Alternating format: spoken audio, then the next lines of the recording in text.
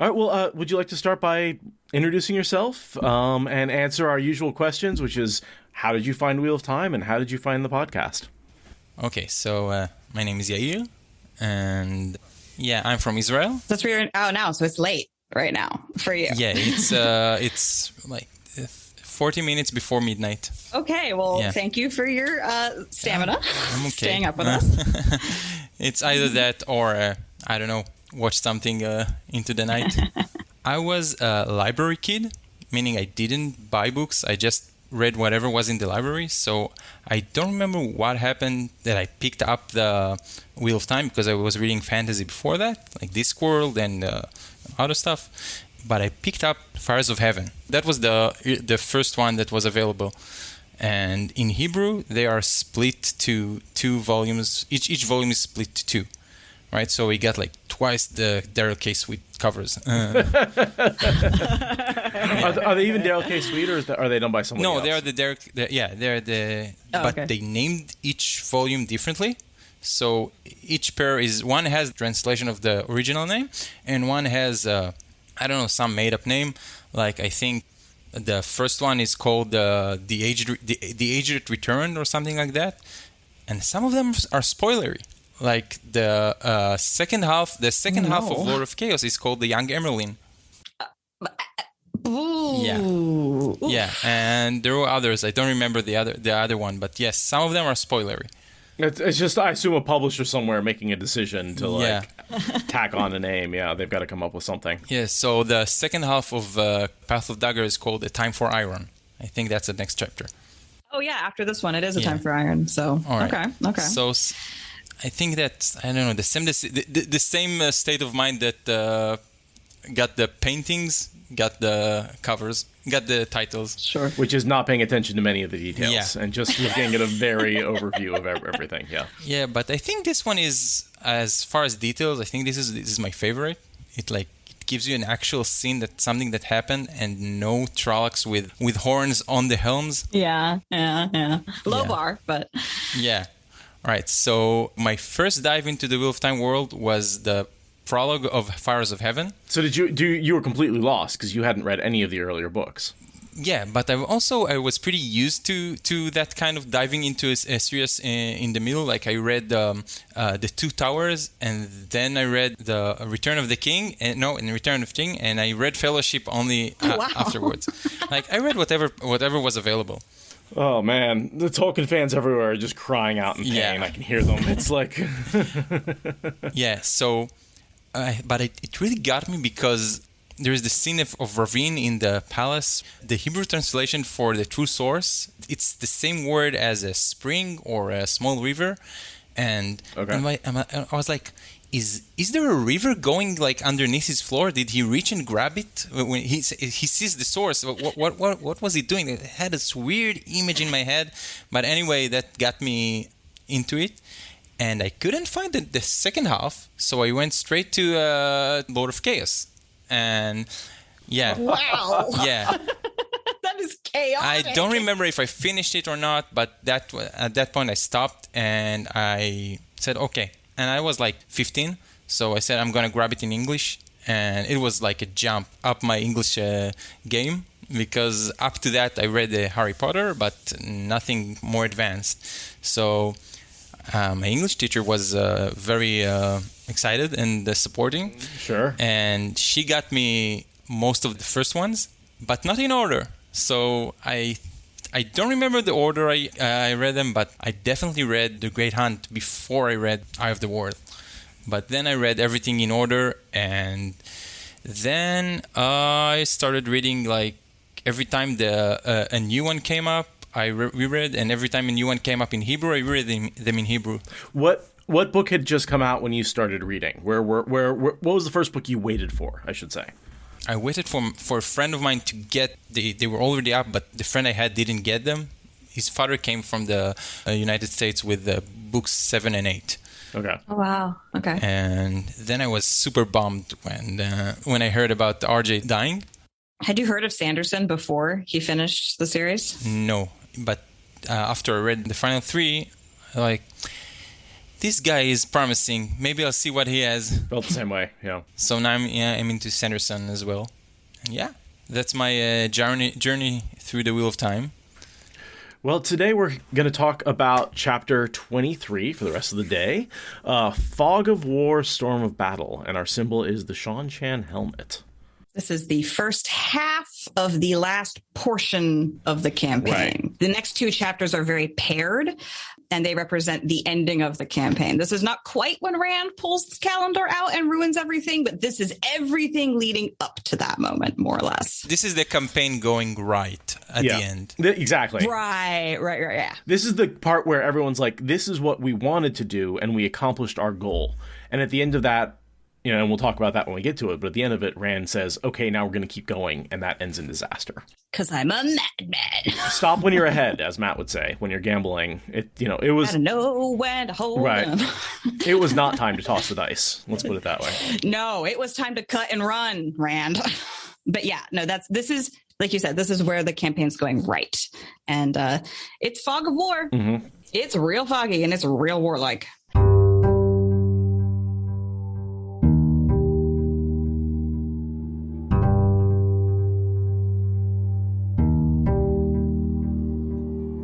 This is the Wheel of Time Spoilers podcast. No rain fell for the moment. Rand guided Tidashar around an uprooted tree lying across the slope, and frowning down at a dead man sprawled on his back behind the tree trunk. The fellow was short and blocky, his face creased and his armor all overlapping plates lacquered blue and green, but staring sightlessly at the black clouds overhead. He looked a good deal like Egan Pedros, even to the missing leg. An officer, plainly. The sword, beside his outflung hand, had an ivory hilt carved in the likeness of a woman, and his lacquered helmet, shaped like some huge insect's head, bore two long, thin blue plumes. Uprooted trees and shattered ones, a fair number burning from end to end, littered the slope of the mountain for a good 500 paces. Bodies, too, men broken or ripped apart when Saidin harrowed the mountainside. Most wore steel veils across their faces and breastplates painted in horizontal stripes. No women, thank the light. The injured horses had been put down. Another thing to be thankful for. It was incredible how loud a horse could scream. "Do you think the dead are silent?" Lewis Theron's laugh was rasping. "Do you?" His voice turned to a painted rage. "The dead howl at me!" At me too. I can't afford to listen, but how do you shut them up? What I love about that is that you've got both Rand and Lewis Theron talking in italics to each other. And it's hard to tell which one's which. Which persists throughout the chapter, the next two chapters, this chapter and the next chapter. It's the line between them is really hard to find sometimes. Yeah. You always talk about how RJ plays with your perception. Is Rand mad or not? And this is the place where you can't ignore it. He is mad. No. Absolutely. Although we had the same issue when he's on the road to Tyr and he's like crazily putting puppets from dead bodies, and then we had the excuse of he's not sleeping. Later in a few chapters, Katsuan is gonna come and give us the excuse of Calendar. Certainly for what happens at the end of next chapter, but he's not using it right now. And I do think that in book 3, because Jordan thought the series was going to be shorter, he kind of made Rand more mad than he really intended to. And it was like at the end of 3 books, he's like, I'm actually going to write more than 6, so I need to slow down the roll a little bit on Rand going mad. Yeah, but later we have an excuse that he's not sleeping because until he meets Asmodean. And later we have other excuses. And this is like, and when he pulls Calendar in a few episodes, you don't have an excuse. He's going as close to Kinsler mode as he ever goes. Mm-hmm. Like the next close call is on the mountain. And for me, as a first time reader, I was like, he's mad. And then Katsuan comes and gives you an explanation, and oh no, he's cool. He can keep going.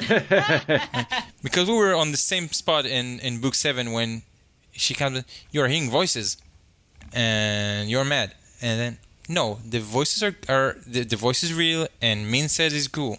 So right. But that's not. Always going like back and forth. It's a fun ride. Yeah. One thing I noticed about this officer, the ivory hilt carved in the likeness of a woman. I assume that's the Empress. Oh, I just thought it was like a pirate ship with like a hot woman on the prow. I kind of saw it as that, like wrapped in her hair, kind of like woman, for grip. Because sure, the topography. Yes. I think how both. Do you? But It seems like you're a bad grip, like a person-shaped hilt. I think maybe this is why he died. I think if you overemphasize the curves, you get a better grip. Maybe if they're... is my suspicion. Okay. Depends on what you're gripping. Yeah. I'm just saying, like a good hourglass figure, there's a pinch point there. Like my thought with the guy, not so much about the sword, was just like, is that Bakun? It has to be, right? That has to be Assad Bakun from the last chapter. Right. This older man who's clearly a captain or an officer or whatever, because Bakun was like in the army for 30 years and he never shows up again. And he's how the last chapter ended. Like, I have to think that that's Bakun having died like some number of hours after his last thought, where it's like, keeping note of the strange keeps the soldier alive. And I want to assume this is him here dead now. We don't see the battle, though. This is the difference between RJ's writing and Sanderson writing. I think this is something that hit me a few weeks ago. RJ likes to describe the moments between, usually, especially in long battles like the Battle of Kareen and when he goes against Samael. He describes the pauses, and then he goes back. You sit with the character trying to process what happened, trying to go back and process everything. Sanderson gives you a technical play-by-play description of a battle, like the last battle. Unlike the Battle of Kareen and this one, I have a very clear image of how the last battle goes. Here, I have a very clear feeling of what the soldiers feel, of what Rand feels, later what Karede feels, and that's I think a cool difference. Sanderson writes like he's watching an anime. You see all like the blow by blows, I am powering up and all that kind of stuff. Yeah, RJ just gives you the emotional impact after. And it's like your imagination can, like that cloud of dust, right, in an anime. Yeah. It's just like, and poof, that's RJ's style. And I think it's also because you have these, in the moment, battle is very frantic and it's hard to remember, and you sort of go back and be like, okay, what just happened? Like, we had this battle, these people are dead. Oh man, I'm emotionally drained. And I think when you're in a battle, it's very hard to keep track of what's going on. Yeah, and this is especially true in this campaign, of everyone hopping around and going through terrain with very little communication between them. And I think Sanderson gives us the scholar description. RJ gives us the feeling of a soldier who's been through that. Yeah, the academic versus the experience, the lived experience. Yeah. I've been there. You don't want to know, and you don't know how the battle goes. You know how it feels. Like that's what you get from RJ. Right. The next thing I really wanted to talk about is Wehrman appeared as pristine as he had back on the Silver Road, his helmet and armor shown. How had he managed? And this comes up a couple of times in this chapter. He led a fight. Like, he was not leading a fight. How did he not get dirty? I got the same thing. I mean, is that something that RJ uses to show that Wehrman is different than anyone else, to point him as a dark friend to us? Because just some weird something that can't happen, or is this something that he experienced? Like he went through a battle and one of his mates was somehow completely clean after going through everything. That's a weird thought I had. I always assumed that it was, I mean, in hindsight, I think it is a sign that he's a dark friend, but I assumed that the mechanism was that he is the kind of general who would never actually get his hands dirty doing the fighting. He will send men to their deaths by the score, but the concept of getting off his horse and down into the mud and actually being in danger would never happen. He's too insulated. He's a noble. That doesn't happen. That was how I always headcanoned it. But the next line is literally Wehrman had led his own charge to break them. Yeah, that's the one. What does leading mean? Yeah. What does leading mean? Does leading mean sitting at the back and telling people where to go? Or does leading mean being at the front of the charge? We know a lot of our captains and leaders in the book will physically get into the fight, but maybe Wiremon leads from the rear. I don't know.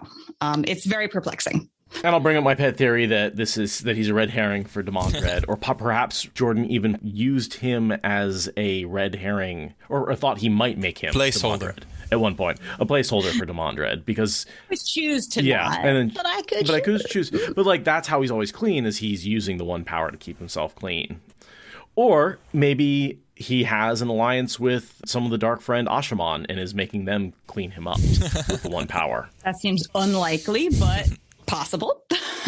Yeah, no, it's especially after the second charge in this chapter.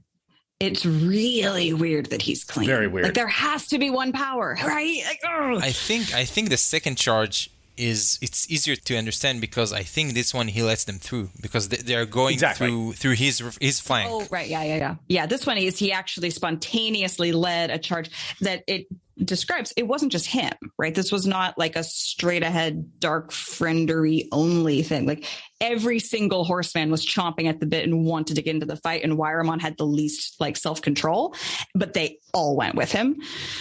Whereas, yeah, that second one, he was just off on his own with his own little group, and he just whoopsie doodle let them through. Which I think is part of the whole plan, and we'll talk about the Dark Friend plan to kill Rand. But yeah. But that's the cleanliness it's weird. So you want to talk about Dark Friend plan to kill Rand? Egan Pedros? I think he's compelled. I don't think he was a Dark Friend. Another person on he wasn't a Dark Friend team. I think because later his buddies joined the fight very eagerly. They are very eager to prove they are loyal, and he didn't come out as a shifty person, and it's a suicide act. I think there are too many channelers around him. He was in contact with Samael. I think he's a sleeper agent. You think like Rochide compelled him or something and made him do it? I don't know. I don't think the Ashermen are as skilled with compulsion. I mean, maybe because he was so unskilled, he could have triggered that. But I think there's Samael. There are other people that could have gone through there, and because he's been waiting for Rand since Rand got alien. I like that so much more. It's weird having him like seem like a good leader, and his followers wanting to join in, but he's just like a random Dark Friend that kills Rand. I love the idea he was compelled. It could have been a really simple trigger too. Yeah. Like when the army shows up on that hillside, you kill the leader, and then your brain will probably melt down because I'm bad at compulsion.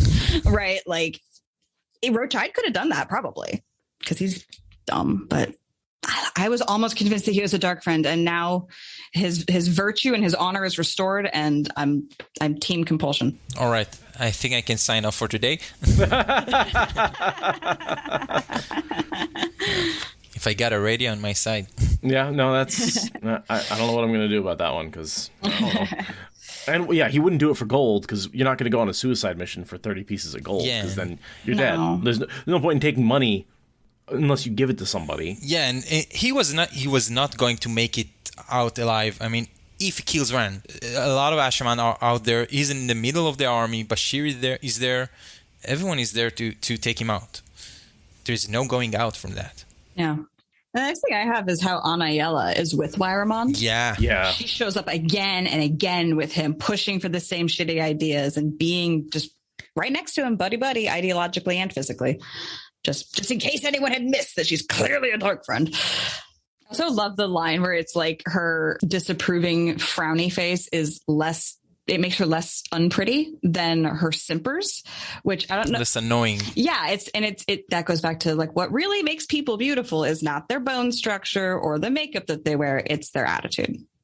Right? So if you are like a simpering kiss ass, right? But if you actually care about your army and you're a little bit like upset about how things are going and you're not simpering, you probably have more of your natural beauty coming through than, being a kiss ass. So I know RJ and prettiness is weird, but it's a nice comment in this moment. Also, did the High Lords leading the charge, did they have to go against the Shanshan and Tarbon? I mean, there were Ashaman. Did they do their job of protecting the Ashaman from the soldiers coming in? Or did they just step into the line of fire? That's unclear to me. I think they just stepped into the line of fire, and that's what the charge was them like going where they weren't supposed to be. Yeah. Because their job is to be the arrow cushion to take the arrows for the Asherman, because this is why Rand didn't bring Ailil. He brought all the cannon fodder he can get and put Bashir to make sure it works, but there is a risk that the Shanshan would come too close to the Asherman. There are very few Asherman there. So that's their job. But again, it says that they were eager to go into battle, and it says later that the Asherman could have dealt with that a bit messier but a bit quicker. So I'm unclear about whether they should have done that or they did just step into the line of fire. I think they shouldn't have, but as was pointed out in the last chapter, they all hated the idea of just standing there waiting for the Ashaman to do it. So, like, after however many hours of fighting, they were just like, fuck it! Gotta go get myself killed! I think it was just bad tactics on their part, because Wyramon was leading. Because Wyramon's a Dark One. He's like, I can get lots of people killed by changing the plan like an asshole. That's a good point. Like, maybe Wyramon was the trigger, and then everyone goes after him because they're on a hair. They're just shaking and ready to go. Yeah, it's the Ailil saying with like 2 silver points, right? If you go out to fight and nothing happens, it's like corrosive to the warrior spirit, and it's like you gotta do something with all that hype. So same kind of deal. And then Rand is just sitting there on his horse, unable to take part in the fighting and suffering that same anxiety, but on a whole other level, because he has the channeling sickness and the I'm in charge of all of this and I could be wielding Kalandor. And it's the same tension, but just like dragon scale. And I wanted to point out something here. Min had foretold Erakam's death with her viewings, right? So he died this miserable death, unable to be healed. Bashir says, I don't know if he would have wanted to be healed and live like that, which is... Oh boy, my imagination goes places. Lots of missing limbs. Probably all his missing limbs. Yeah, and we know the power can't heal the missing limbs. Right. But Anaiyella is affected by Arakam's death. Yes. Yeah, because he's a noble who has half his guts falling out or whatever. Or is he a dark friend? Because she is close with Wyramon, and suddenly she's worried about Arkham. I don't know. It's not clear whether he is or not, but what I wanted to point out is that Guayamon and Marcone also had their deaths foretold, but they are not dead. Guayamon actually shows up in the next chapter with a line. So I was unsure whether Rand was saying they had died as well. They have not yet. Okay. She saw them all die in one vision, but they're not all dying at the same time. Which makes me think that we can know at this point Rand will not stop, right? Because he's going to die and hasn't died yet. So at the end of this chapter, when they've accomplished their goal, he has to keep going. She's foreseen that. Because those 3 all die roughly in the same way at the same time. And if only one has died, you need more situations in which the other 2 can die. Weren't they tied with Colavir as in the vision? Yes. I think. They were schemers. They were definitely all schemers. No, but Min saw all of them dying. She saw Colavir dying, and she saw the other nobles dying. Well, those 3 were tied in one vision. I think Colavir was in a separate vision. Okay. Yeah, Colavir had a different vision. I also hate this. Well, hate this line here. Whatever she had seen, Rand hoped it had not been anywhere near the reality. I bet she did see the reality. She definitely sees the reality. She often sees like allegorical things, but she also sees very literal things. And I bet she saw that one. Literally. 100%. Yeah. Also, were the Shanshan ready? Was Bakun ready for Rand? At the end of the chapter, they're... No, but at the end of the chapter, they know they're coming, but at the beginning of the chapter, of our chapter, it says that they weren't where they were expecting it to be. This is why the battle was so hard. Right. So were they able to do some small thing, last-minute tactic to surprise Rand's troops? Yeah, because I think that Bakun spotting them at the end, Rand was not counting on that. So Bakun, I think, was able to prepare slightly, which made it go worse. I forget why. Oh, yeah, because they miss Arakan, I guess. And that's why they know. So I think they were able to prepare just enough to make it a little challenging for Rand. So this is how the first skirmish of the campaign tells us how the whole campaign is going to go. Rand is going to overestimate himself. Rand had a good plan. I mean, on paper, he's surprising the Shanshan. They are not used to fighting male channelers. He's taking the most experienced and powerful Ashaman, the one that Taim says are ready to graduate, and he has traveling. He's going to pop all over the place and attack them from anywhere, right? It's a great plan, I think. It should have been a bloodbath should have been very clean on Rand's end. But the first step, as we always say, that the first arrow leaves the bow, the plan goes bye-bye, and they're winning, but the Shanshan exact a bloody body count, and the first skirmish goes the same as the entire campaign. Mm-hmm. So when they're moving gateways woven by Gedwin's dedicated were spilling out the supplies and remounts. I'm very from where to where? From where they started the campaign in the mountains down to the field where Bakun was? That's what I'm thinking. Yeah. Because they move the soldiers, and once they're done, let's bring in the supplies.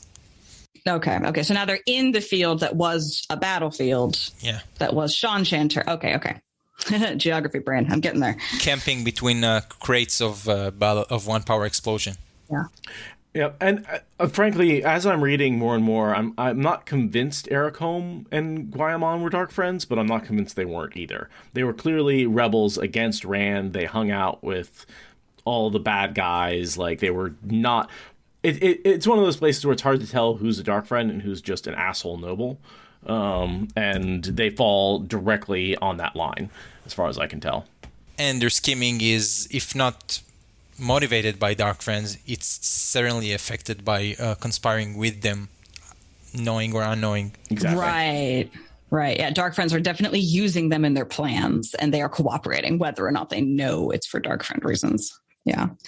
And the next thing I have is the fact that the nationalistic boundaries between the armies are breaking down in the face of battle, because I guess your common humanity tends to override your nationalism when you survive battle with people. I guess, apparently. Yeah, I had the same thing. Even it's the commoners and the nobles, they're all mingling, they're playing cards, they're drinking, they're telling stories. It's just, they're coming together a little bit. I don't think they were that progressive. They progressed that far. I think the nobles are hanging with smaller nobles, but then the commoner are hanging with other nations. Right, yeah. Class barriers haven't broken down. Let's not get extreme. Yet. And then we have the Legion men, which you were pointing out before, the Legion men who had followed Egan Padros are the only ones who aren't partying, pretty much. They are taking their job of proving that they are loyal very, very seriously because of Padros' betrayal, and they are taking in... Aren't the Legion men the Legion of the Dragon that are taking in the Padros guys? That's a good point. Yeah, so... You know what? Plot... Yeah. Whatever. The Legion men are the crossbowmen. Yeah. And after Egan Padros died, they took in the volunteers who had followed him. And basically that becomes a subset of the Legion. And they are not partying, right? No. They're not partying because they're kick-ass, because they're the Shinaran-trained Black Tower rejects, and that's why they're cool and want to help these guys. That's...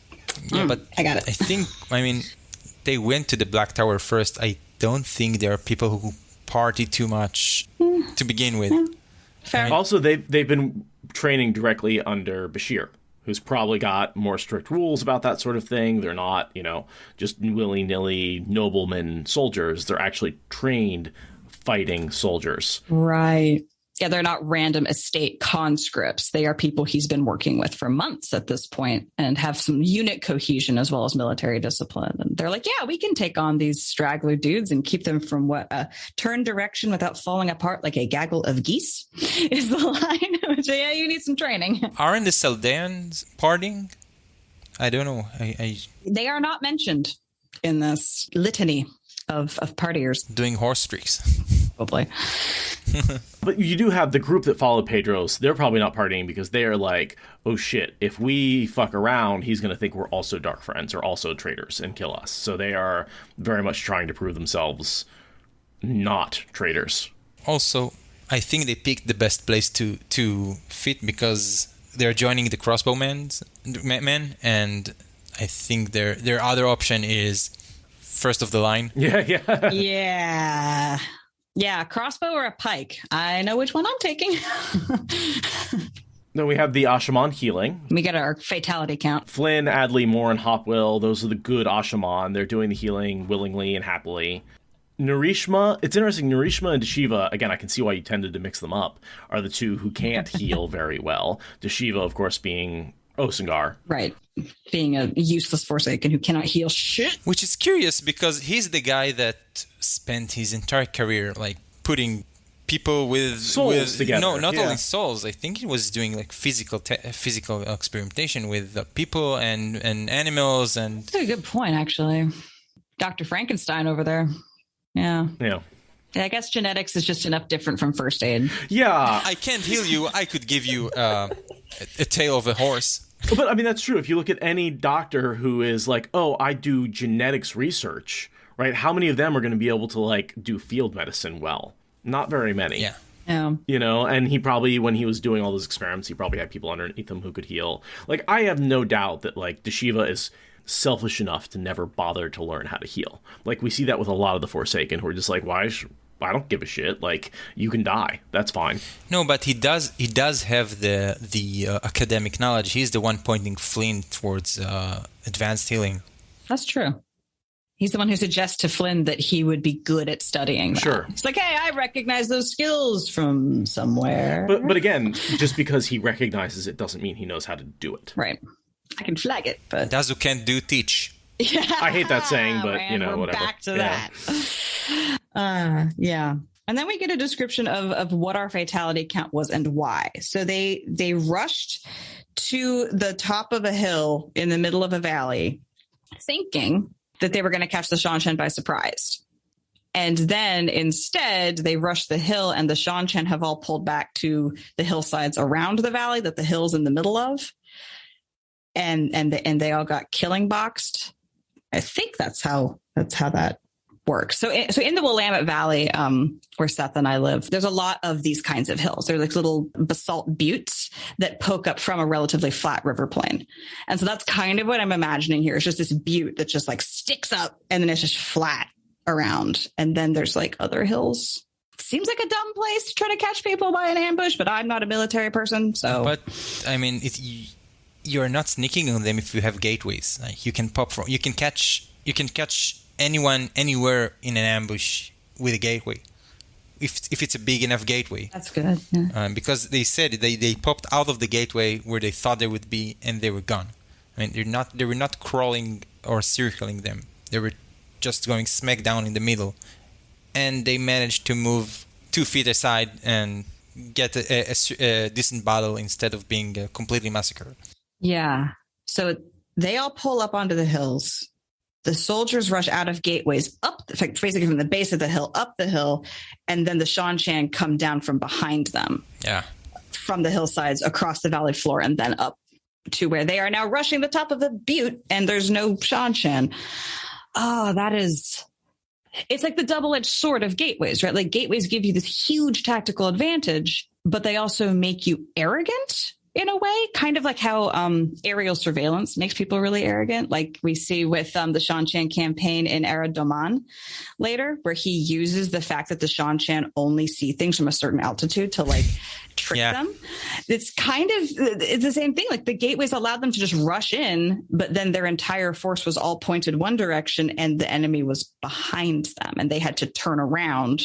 Because like, our surprise is for us, apparently. Oops. Well, as Bashir says, they won't be able to do that next time. Or hopefully. Mm-hmm. I have 2 questions about the scene here. Where does the Banner of the Light comes from? The name. I mean, it shows up in Dumaiswell's, I think, first time. Taim says to Grady, raise the Banner of the Light. It's the Aes Sedai name, symbol. It's Rand's banner, but why is it called the Banner of the Light? Who named it? Because it seems like it was named by Taim, which is a very odd person to name that banner. Mm-hmm. I'm wondering if it's one of those, like, the people just started to call it that in one of the epilogues. Like the Crown of Swords, right, gets sort of renamed by popular acclaim. Like, is the Banner of Light like that? The Crown of Swords is named in the prophecy. I think Rand is the one that says this is the crown that was the prophecy named, so it's going to be the Crown of Swords. That was actually a rumor that was sort of one of those things where the people started calling it that, and there wasn't a particular, like, it gained a new name now that Rand had it. There was always a prophecy, but then it came about very organically, kind of thing. Yeah, the Banner of the Light, to me, was always, well, the light is the source is the light. Light is Saidin and Saidar. That's the, the banner of the light. The banner of the light. Yeah, the light is literally the power. The source. Yeah. The first time I read Path of Daggers, I read it with the British version with no art. Right? So I don't want to tell you how many books in I was before I realized there are two banners for Rand. And then I saw the picture and then, these are two. There are two different ones. And there's a red one, there's a white one, there's a dragon, there's a yin and yang. Yeah, and they do describe them a lot. There's always the dragon on the white background, the golden dragon on the white background, and the circles with a sinuous line on a red background. So those, I mean, they're definitely described as two different ones, but unless you're paying really close attention, it's very easy to confuse those. And then, it's like the dragon banner, the light banner, the banner of light, the banner of the light side guys. Like, there's so many ways to describe the fucking banners. And then you got the children of the light, which they should be using the banner of the light, right? Yeah. Doesn't that make sense? Shadow, more like. Yeah. Again, with the prophecy, and Rand is, I think by now knows the prophecies by heart. It says, under this sign you will conquer. So maybe he brings it as lucky charm. I mean, if I don't have it, I'm going to lose. As long as I have it, I'm gonna conquer. Bring it everywhere. I think this is the reason it's there, and this is not from the Carithian cycle. This is from the prophecies of Rohirrim. This is like, I've got a lucky charm from the Ailil. I'm gonna use it from now on. I think. My next question is about the companion and the defenders. What kind of unit are they? Are they Secret Service? Are they Navy SEALs? I mean, they function as a guard usually. The defenders are guarding the stone? Not the stone. They're guarding the heart of the stone, and they provide bodyguard duties to the High Lords. And that seems like a Secret Service. And then suddenly they put them as elite force leading the charge. That's not Secret Service, I think. I mean, it's a weird. The they're not secret though, no. Right? They're like the big showpiece kind of thing. I know, but they're usually on bodyguard duty. Yeah. And policing the stone, and the city of Tyr. Yeah. So then the companions are the companions are more literally bodyguards, because the defenders are like place guards, whereas the companions are person guards. No, I don't know if they're person guards, because we know Tam was there, and Tam was doing the same thing they're doing now. He was leading a charge in the Ailil War. I don't know if leading, but serving as an elite attack force. The defenders maybe would have been watching a close watch on Rand and the High Lords, and not having a whole unit that goes first. I don't know. I mean, what they started as, they're certainly acting as bodyguards now. Sure, yeah. It's a different skill set, and just because you are good at bodyguarding, I don't know if you should be leading a charge. These are clearly perfectly translatable skills. Yeah. Being a personal bodyguard and being at the front of an infantry line. Sorry, cavalry, not infantry. And this is the place where I was. It just didn't make sense to me with RJ's background to have like this amorphous unit that doesn't have a clear role. Well, I mean, they're soldiers with good gear that Rand can collect around him, and that's really what I think RJ needed. So, something backstory. I like them still. I like them too. Next thing I have was the whole concept of this prisoner discussion that they're having. That's kind of the next to expand out from the companions and the defenders, like what that comment comes up in terms of is they are the ones guarding the prisoners per engagement. So they have an engagement, they get a few prisoners, and they give it to these elite groups, and then they leave them behind. That's kind of his strategy, is like, whoever we don't kill, strip them of their weapons and their horses, and then just leave them as detritus on the battlefield, basically, and then move on to the next spot. And he's thinking about, oh, this is probably a fine plan, but what happens when I get a Damani? Which happens before the end of the chapter. That's kind of where his head's at in this section of the chapter. I think it happens like the next paragraph. And it's funny, you don't even really have to shield the Damani. You just have to detach them from the Soldam. Right. But what happens when you have a Soldam, right? He's just like, I'm eventually going to have women who can channel that I can't let loose and I can't kill because I'm Rand. And he can't let them loose because Soldam are actually dangerous and Damani are unknown quantities. The Soldam aren't an immediate danger. I mean, once you separate them from the Damani and strand them in the middle of the battlefield. Right, yeah, then they're just a soldier without a sword. Yeah, sure. Yeah, but Rand says, I don't want to send them back. I don't want to leave a capable Soldam back in the Shanshan army. Well, you don't have to maintain shields, is what I'm saying, on Soldam and Damani. Does Rand know that? Seems to be. I mean, he just keeps them separate. And he knows he puts the Damani in carts and is like, they can't embrace the source without getting as sick as me when I try to seize the source. They can't walk. Yeah. And then he sends them all to Elaine and gives her like a book and a half of headaches. Somewhere in all of this, I believe, is when Olivia gets caught. Can you imagine the scene of like an Ashaman steps out of a gateway in the middle of at the palace? I mean, brings a whole carload of Damani and column of Soldam tied in it. Good luck. Sign here, please. I think that's pretty much how it goes. I mean, it happens off scene, but that's basically how Elaine describes it. It's like, and what am I supposed to do with a box of dicks? Like, it's so random. But I feel like we see Olivia in this chapter. Yeah, she was captured by Rand's forces during the Battle of Shanshan and Altara and killed 9 defenders of the stone and 1 Ashman soldier when they tried to remove her Adon. Oh, she's the first. Is that the one? The one that the defenders want to kill? Yep. Oh, I just figured she was in here somewhere. I didn't realize she was that one. Yep. Oh, that makes me happy. I mean, I'm sorry for all the dead people, but that's so cool. She's super strong. I mean, stronger than Nynaeve. She's the strongest. Even Lanfear's like, what the fuck? I'm really not. I don't know how they captured her again. I mean, because she was uncorralled and then she let loose, right? And she knows. She's very creative and knows a lot of ways to kill people. And she's super strong. I have no idea how they got her without killing her. Well, they had a bunch of Ashaman, so I imagine just... Which are not trained in and are not prioritizing delicate capturing. I'm guessing they just knocked her out. Yeah. Just someone came up behind her and hit her over the head with a club of the one power. I mean, glass cannons, no matter how powerful they are, can be overwhelmed pretty easily. It's true. Even when they are Olivia. All right. Bashir. 6 up, half a dozen down. I love the saying. I love that saying. I use it so much. But then it comes how does it go? What you gain on the swings, you lose on the roundabouts. Haven't been on Vegas.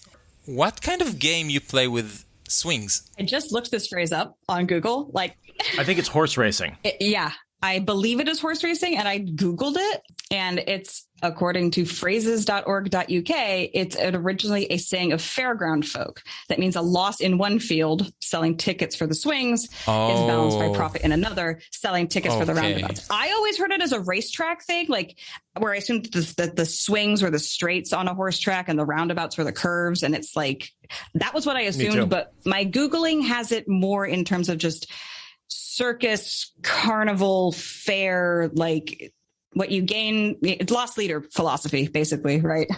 Right. Ticket sales seems the best analogy. Right. That you sell your tickets at a loss, but then people come in and gamble, and you make money on the gambling. Yeah, so you're evening out, roughly speaking. You have to lose some to win some, and yeah, I don't know why we all thought horse races, but whatever. It's I guess because Saldaeans are cavalry based, so it makes sense for it to be a horse thing. But yeah, I love 6 up, half a dozen down. I cannot tell you how many times I've used that phrase on non-WOT people, and they just accept it because it's like, yeah, this is a normal phrase, right? And we got swings, we got roundabouts. It works. Yeah.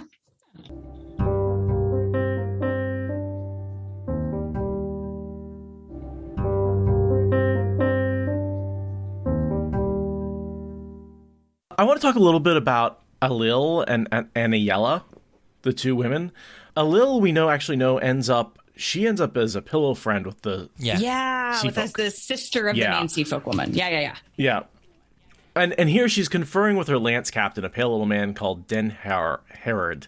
And I think that's because the lance captain ends up leading both women's troops in the next battle because Anaiyella's troop leader is dead. Oh, that's why she's like, hey, person in charge of my personal safety, I have this other lady friend over here who lost her equivalent to you. So can we just kind of double up? Like two people splitting earbuds. Yeah, totally. But that makes me wonder, are Anaiyella and Ailil, like we see them together quite a bit, are they together? I think they're together because Rand put them together. I don't think because she's from Karahin, she's from Tyr, isn't she? Mm-hmm. She's usually hanging out with Varamon, so I think I didn't get the idea that they're together before this campaign. Well, I think they're there because they're the two women stand aside. I wonder though if Seth's onto something with maybe they are a couple or become a couple in the course of this, or at least, lovers. Because we do know that Ailil has a type when it comes to women, dark and tall. Anaiyella is dark and tall. I'm bad with the physical descriptions. I am too, but I'm trying real hard. But I know I'm looking at reference. But the sea folk woman that she ends up with, I'm assuming is taller than her because Ailil is described as being tiny and very dark because she's sea folk. So there's potential that she sees Anaiyella as attractive and maybe, going through all this life or death shit for days and days and days and not knowing when Rand's going to kill them. Maybe they relieve some stress together. Are they? This army is the army that it's Matt's hammer, right? The hammer he puts in front of Samuel. Rand picks it up and reuses it for this campaign, right? Yes. This is the hammer. So were they camping for weeks before that together, or were they just thrown together right now for this campaign? I think they were camping together for weeks because Bashir makes that comment when Rand is gathering everyone in, like, I've been waiting and waiting and waiting, but I didn't expect your message right now. I think that you're right, that the whole army was in that state of waiting for Rand's signal, right? Because Bashir and Matt were supposed to be collecting them to threaten Samael, and then Rand picks them up and does something else. It would make sense that Ailil and Anaiyella would have spent all those weeks waiting together. Yeah, because it couldn't be something that starts now, because by the end of the book, she's already together with Shalon, I think that's the name, and Rand stuffs them under the bed. Was that in this book? Yeah, it's during the attack on the Sun Palace. Mm-hmm. Yeah. And then the beginning of the next book, Codswain finds them, blackmails them, and blackmails them into supporting Rand. Yeah, and she uses Varian as their tool to threaten them. Oh, yeah. Yeah, they put up with days of Varian questioning them to hide the fact that they were just having an illicit affair. It's very silly. Yeah. Oh, that's interesting. So, yeah, I could extra see why it would be like, hey, dude, you need to protect my pillow friend over here. The other thing that makes me think that is a little bit later, or maybe Anaiyella had been closer to her master of the horse than was considered proper. The man had been stout and balding and a commoner. Women did have... So there's no chance that she was sleeping with that guy because Rand thinks it's a possibility. None. So what I'm thinking is maybe he's completely missing the fact that she's not into men at all, but actually into women. Yeah, and I'm also thinking of this line later when Rand has been knocked down and they're talking over his head and all of that. And there's this line where she says something about like, we can get out of here. Yeah. Mm-hmm. Like we can leave. And there's a little bit of like, we could run away together. We could just go be commoners and ignore the last battle and just go grow petunias together like we really want to or whatever. That's a Terran noble woman. She's not going to the farm. No, but I feel like maybe like that adds an extra twist to that line if I can. Yeah, your lance captain could break enough men for us to get away. We could be miles away before he's found and back to our estates. It's just like, Is that running away from the battle or is that running towards a nice, cozy life where you aren't being a stupid dark friend? I don't know. But I'm going to add that flavor text because headcanon. Headcanon. Okay. That's a nice background. Yeah, we'll just put one nice thing into this horrible campaign of death and destruction. One nice little thing. So they got a Suldam, and Rand adds Gilly the Damani to the list because clearly that whole she's panicking because we killed her pet. Oh no, it wasn't a pet; it was a human being, and all that ickiness. Is this the part where they want to keep let go the Tarboners? More or less, they let them loose so that they can move because they need to move fast and they can't do it with prisoners. And the Terabonners are loyal to the Shan-Chan, not like a conquered people, but like a people who have actually bought into the idea of the Shan-Chan Empire. Yeah, but why are Wehrman and Anaiyella so against releasing the Terabonners? Because bringing them along invites 50 kinds of trouble. Oh, because I wasn't sure releasing them is a good idea, but I am finding myself agreeing with Wehrman, and I know something is wrong here. And it's also not, I think, how nobles in their country would normally treat prisoners of war. So it's very against their natural inclinations as rulers who run roughshod over commoners. Like they would be like, just kill them all or send them to a labor camp, like gulag them, whatever. I don't care. Well, and I also think the gateways change strategy, and Wehrman hasn't adapted to that. The idea that like, oh, you can let them go and we'll just gateway away from them and they'll never catch us. Yeah. Like that's so foreign to them. They're like, no, you can't just let them go. They'll be a threat later. And it's like, not really. We take away their horses. We take away their weapons. They have no way to come after us. They'll never catch us. There's really no point in slaughtering them. Yeah, but when you say Wehrman and Anaiyella are against this together, this makes me think, and I think Sure. Aurelia is right. I mean, having them on with us is lets the Lord of Chaos rule. Right. You can toss them a sharp rock. You can leave a dagger where one of them could grab it, and it would just nibble away at Rand's unit cohesion. Also slow you down because you have to guard prisoners. And that's another bunch of people that needs to go through the gateways. But he says even the fellows who had gotten away on horseback could not carry warning faster than he could travel. So it doesn't matter to him. He's like, no, this is dumb. Let him go. Yeah, I think Wehrman and Anaiyella just want to add drag and chaos anywhere they can in small ways. Rand thinks that he's going to make the Aes Sedai feel better towards him by giving the Suldam over. Oh boy, does that blow up in his face. Yeah. I'm nodding. He gets nothing but shit from them. Elaine spends a book chewing him out about it.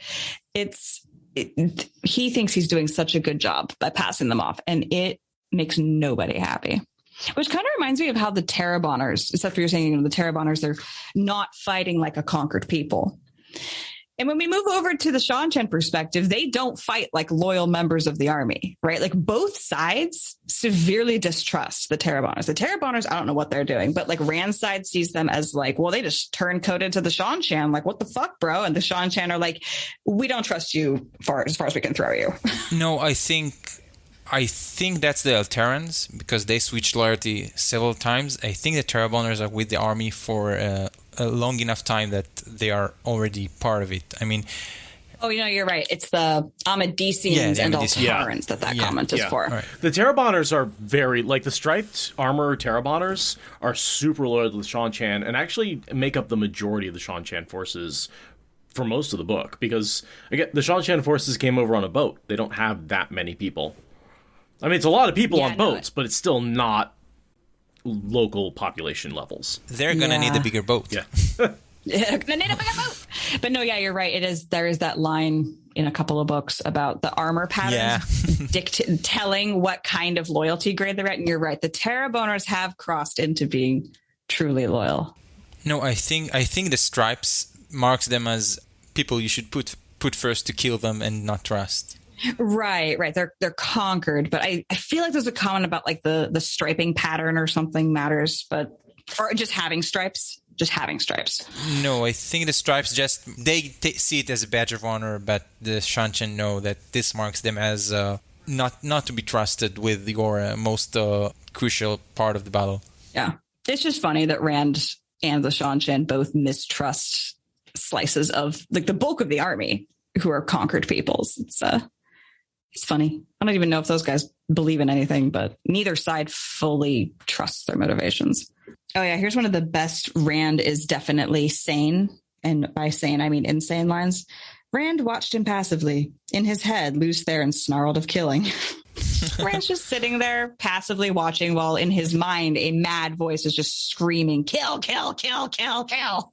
Yeah, he's sane. He's fine. It's totally fine. And I don't know what's better, if he's watching with a blank face and there's a soundtrack of kill, kill, kill, or if his face reflects that thought. I don't know which makes him crazier.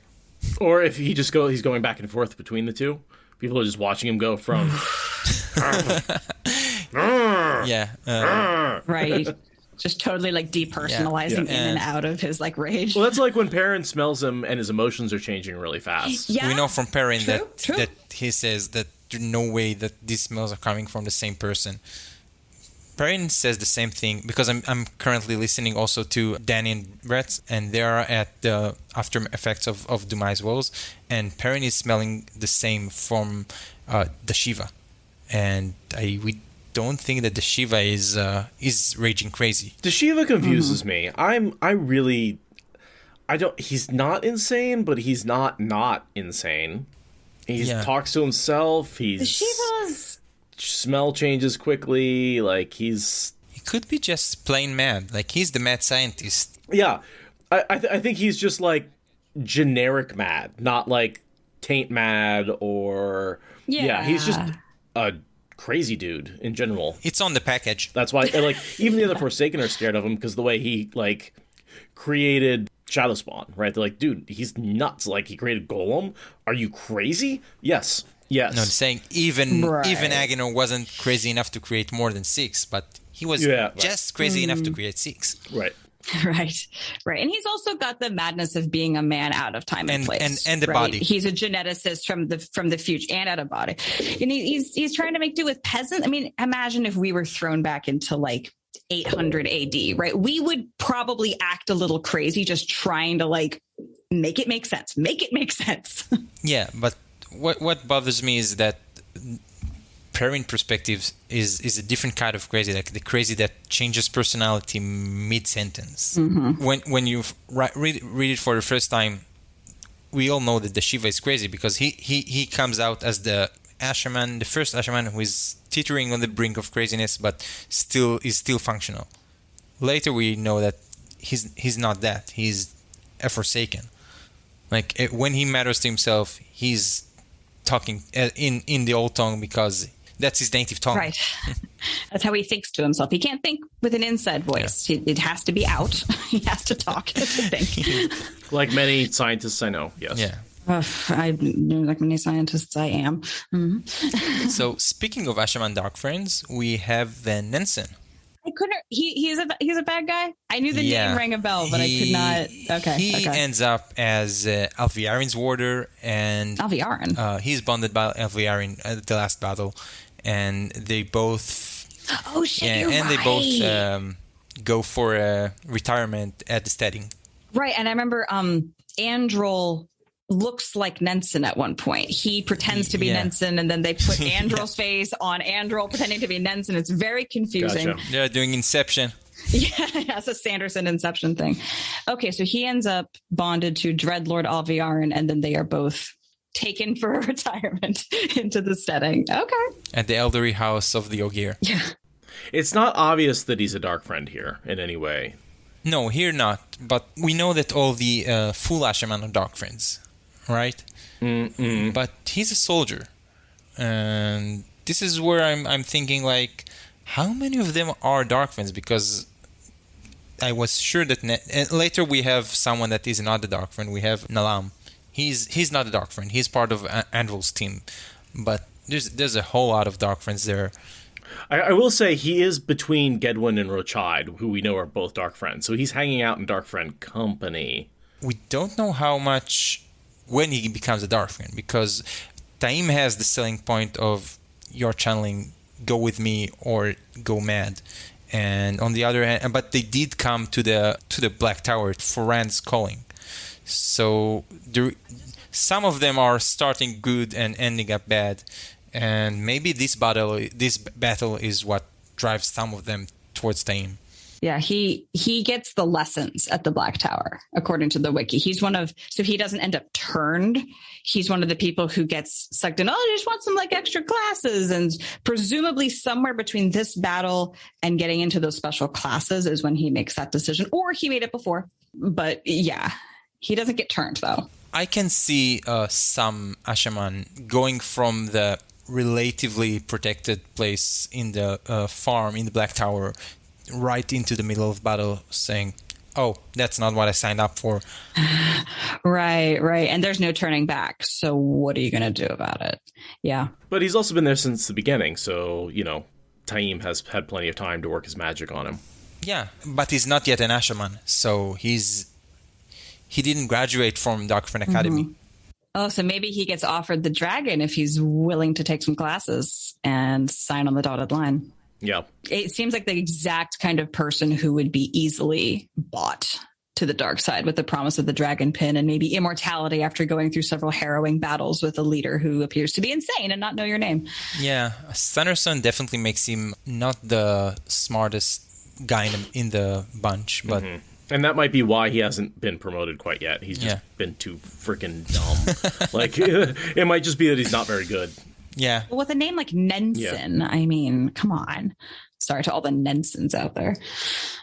And Tame has, there's this line here about how Tame has allegiance was to the Black Tower, afterthought for the Dragon Reborn. Right. Yeah. Like that thought comes along with Nenson, which really like, the Black Tower's rotting out from under you, dude. Like.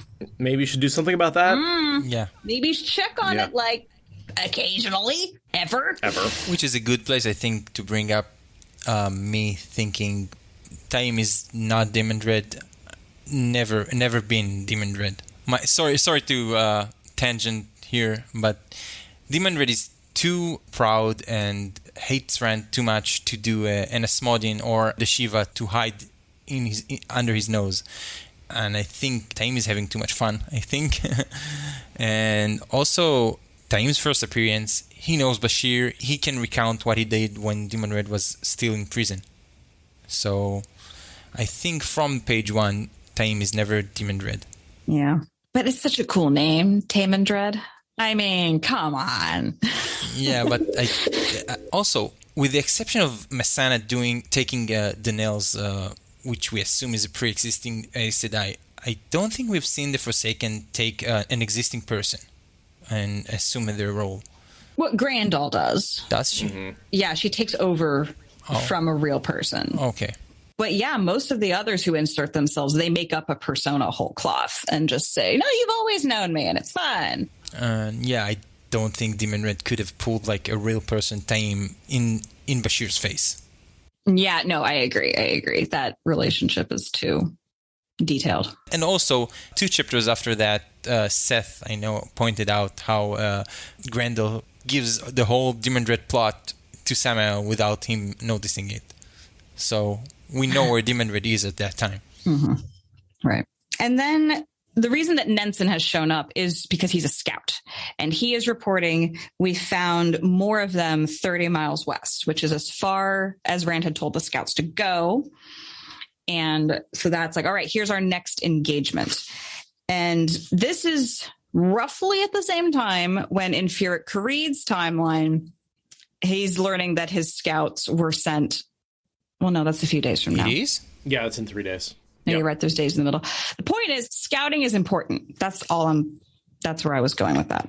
What's the plan here? What's Rand's plan? Just go around, find clusters of Shanshan and take him out? I mean, is there... Take out the outposts in the mountains. Yeah.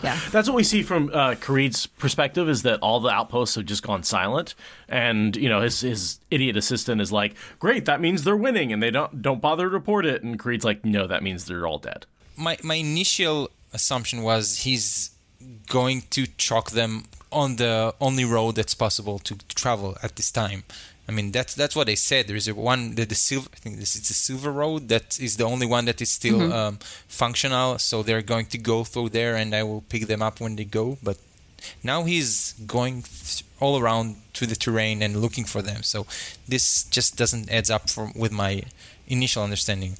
I think what's happening is that the Shan-Chan have gone out to all of these outposts along that road network so that they can control the choke point. So that way, when the return arrives, they can send them out on that and like have it be safe and cool. And Rand is rolling them back up, being like, no. No, I don't think that's the return. That's they have Ilian on their side. That's an army that comes to Ilian. So it's not a return. The return... I mean, the return from Shan-Chan, when like the actual invasion arrives, they want to have roads secured out of Abu Dar so that all the farmers can like do their colonization project without being slaughtered by the natives, basically. And then Rand is like, no, that network of roads that you have taken, I'm taking it back. So... And he's pushing the Shan-Chan back into Abu Dar, into the city itself. Yeah, because my initial understanding was like the Russian 60-mile column of armor that is going through to maybe like the same column is going to Ilian and Rand is going to pick this up. But yeah, now I understand it better. Thanks. Yeah, it's they are expanding east, and he's like, no, I'm pushing west. So yeah, they decide they're going to take a break to eat real quick before they head off to their next engagement. And then Rand gets very angry and decides he's not going to eat. Yeah, but Rand has Gilly now on the list. Yeah. Yeah. And then Luce Theron is like, the dead are never silent. The dead never sleep. It's just all very... The voice in his head is insane, yes. And that's the end of Rand's POV. But let's talk about the list first. Oh, right, the list. It sucks. He should stop doing that. Yeah, I don't think he can. Yeah, no, I agree. I think the list is part of his madness.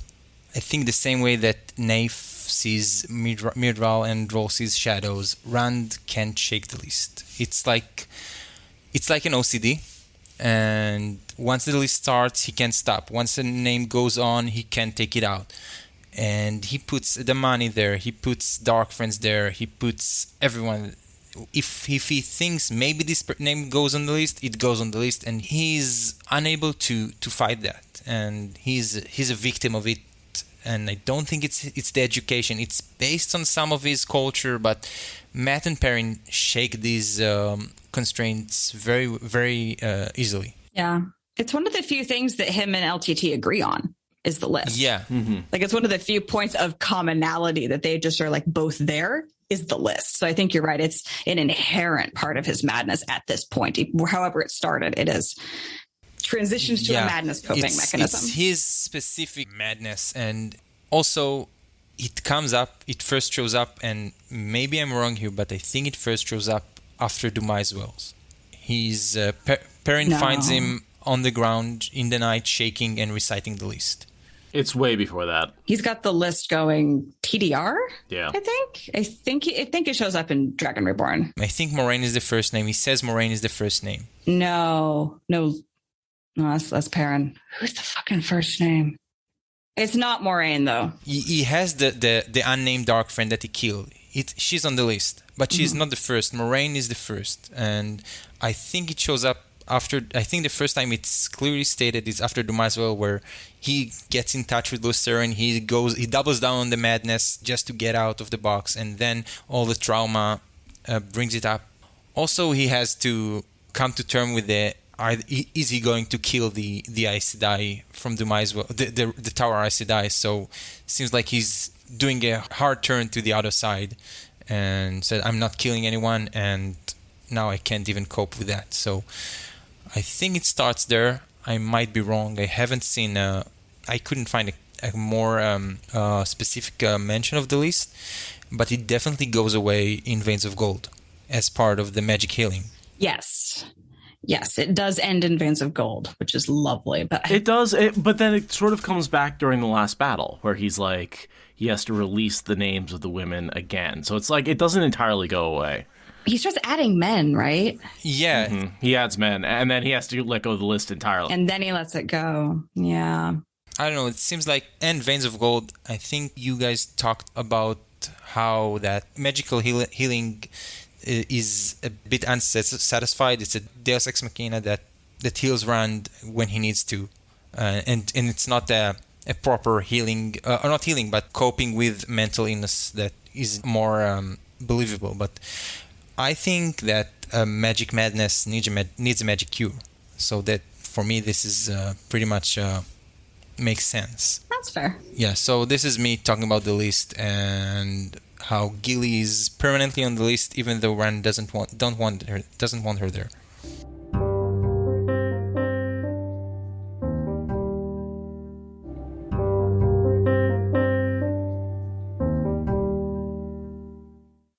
So from there, should we move into Karede? Yeah, the best Chan soldier. Oh my God, he's so cool. And this is his first mention, I think. Yes. Yeah. This is his first mention, and he later becomes the one who tracks down Tuon and becomes her bodyguard and interacts with Matt. He was her bodyguard, and then he becomes it again. Yeah, he meets and Matt. She gave him the doll. He respects Matt. He's the one who thinks that Tom Maryland must be the mastermind and is very shocked when it turns out to be Matt. Yeah. He's so cool. He's, I think, probably most people's favorite Shan-Chan. And yeah, here he is making his debut. Yeah. Being a badass, by the way. This is an excellent introduction to a character. I love this section. I love the just casually killing the general, or who is like no warning. No preamble. Just, you're a moron. Die. And that's not when he does that's not when he makes the mistake, because the general says, I send the water, and Furyk stops, but he's not killing him then. He's killing him when the guy says, I'm going to take lead of and then said, no, we can't have you. You can be an idiot. You cannot servant the chain of command. Yeah. So we start out with Karede looking out, and he's at the head of a column, of a 2,300 person column of soldiers. So he's much farther west of what's happening. He's not on the front lines. He's way back. And this has been about a 3 to 5 day gap between the previous scene and this scene. Yes, which is a little hard to pick up unless you really pick out the time. Again, words. It feels like all one day. We don't see the battle. We just see the in-betweens. Right. And one of the reasons is the Moroccan and the Flyers always like to soar high unless the sky was actually full of lightning. And the Torokan are flying super low because they've been polished off multiple times in the last couple of days by encountering the forces of Rand. And we see Rand be like, oh yeah, the first few we encountered, we struck them out of the sky. But now they're learning, and it's been a couple of days. Now they're learning to fly low. And Karede still doesn't have a clear picture of what he's fighting. I mean, he thinks they're Altarans. How far deep into Altara are they? Because I would have assumed that he would be thinking he's fighting Illionaires, because they are there to stop the alien invasion. He assumes they're all local because he's in Altara, and he assumes that the locals are just... How far deep are they? I mean, they started on the border of Altara and Murundi, and they've been going into Altara. Yeah. So where the start place was at the border, and as they push them back, they're going further and further and further and further into Altara. Yeah, because he started in Abu Dar and is working his way out along the road system that has all these outposts, and it's been some number of days, right? But when...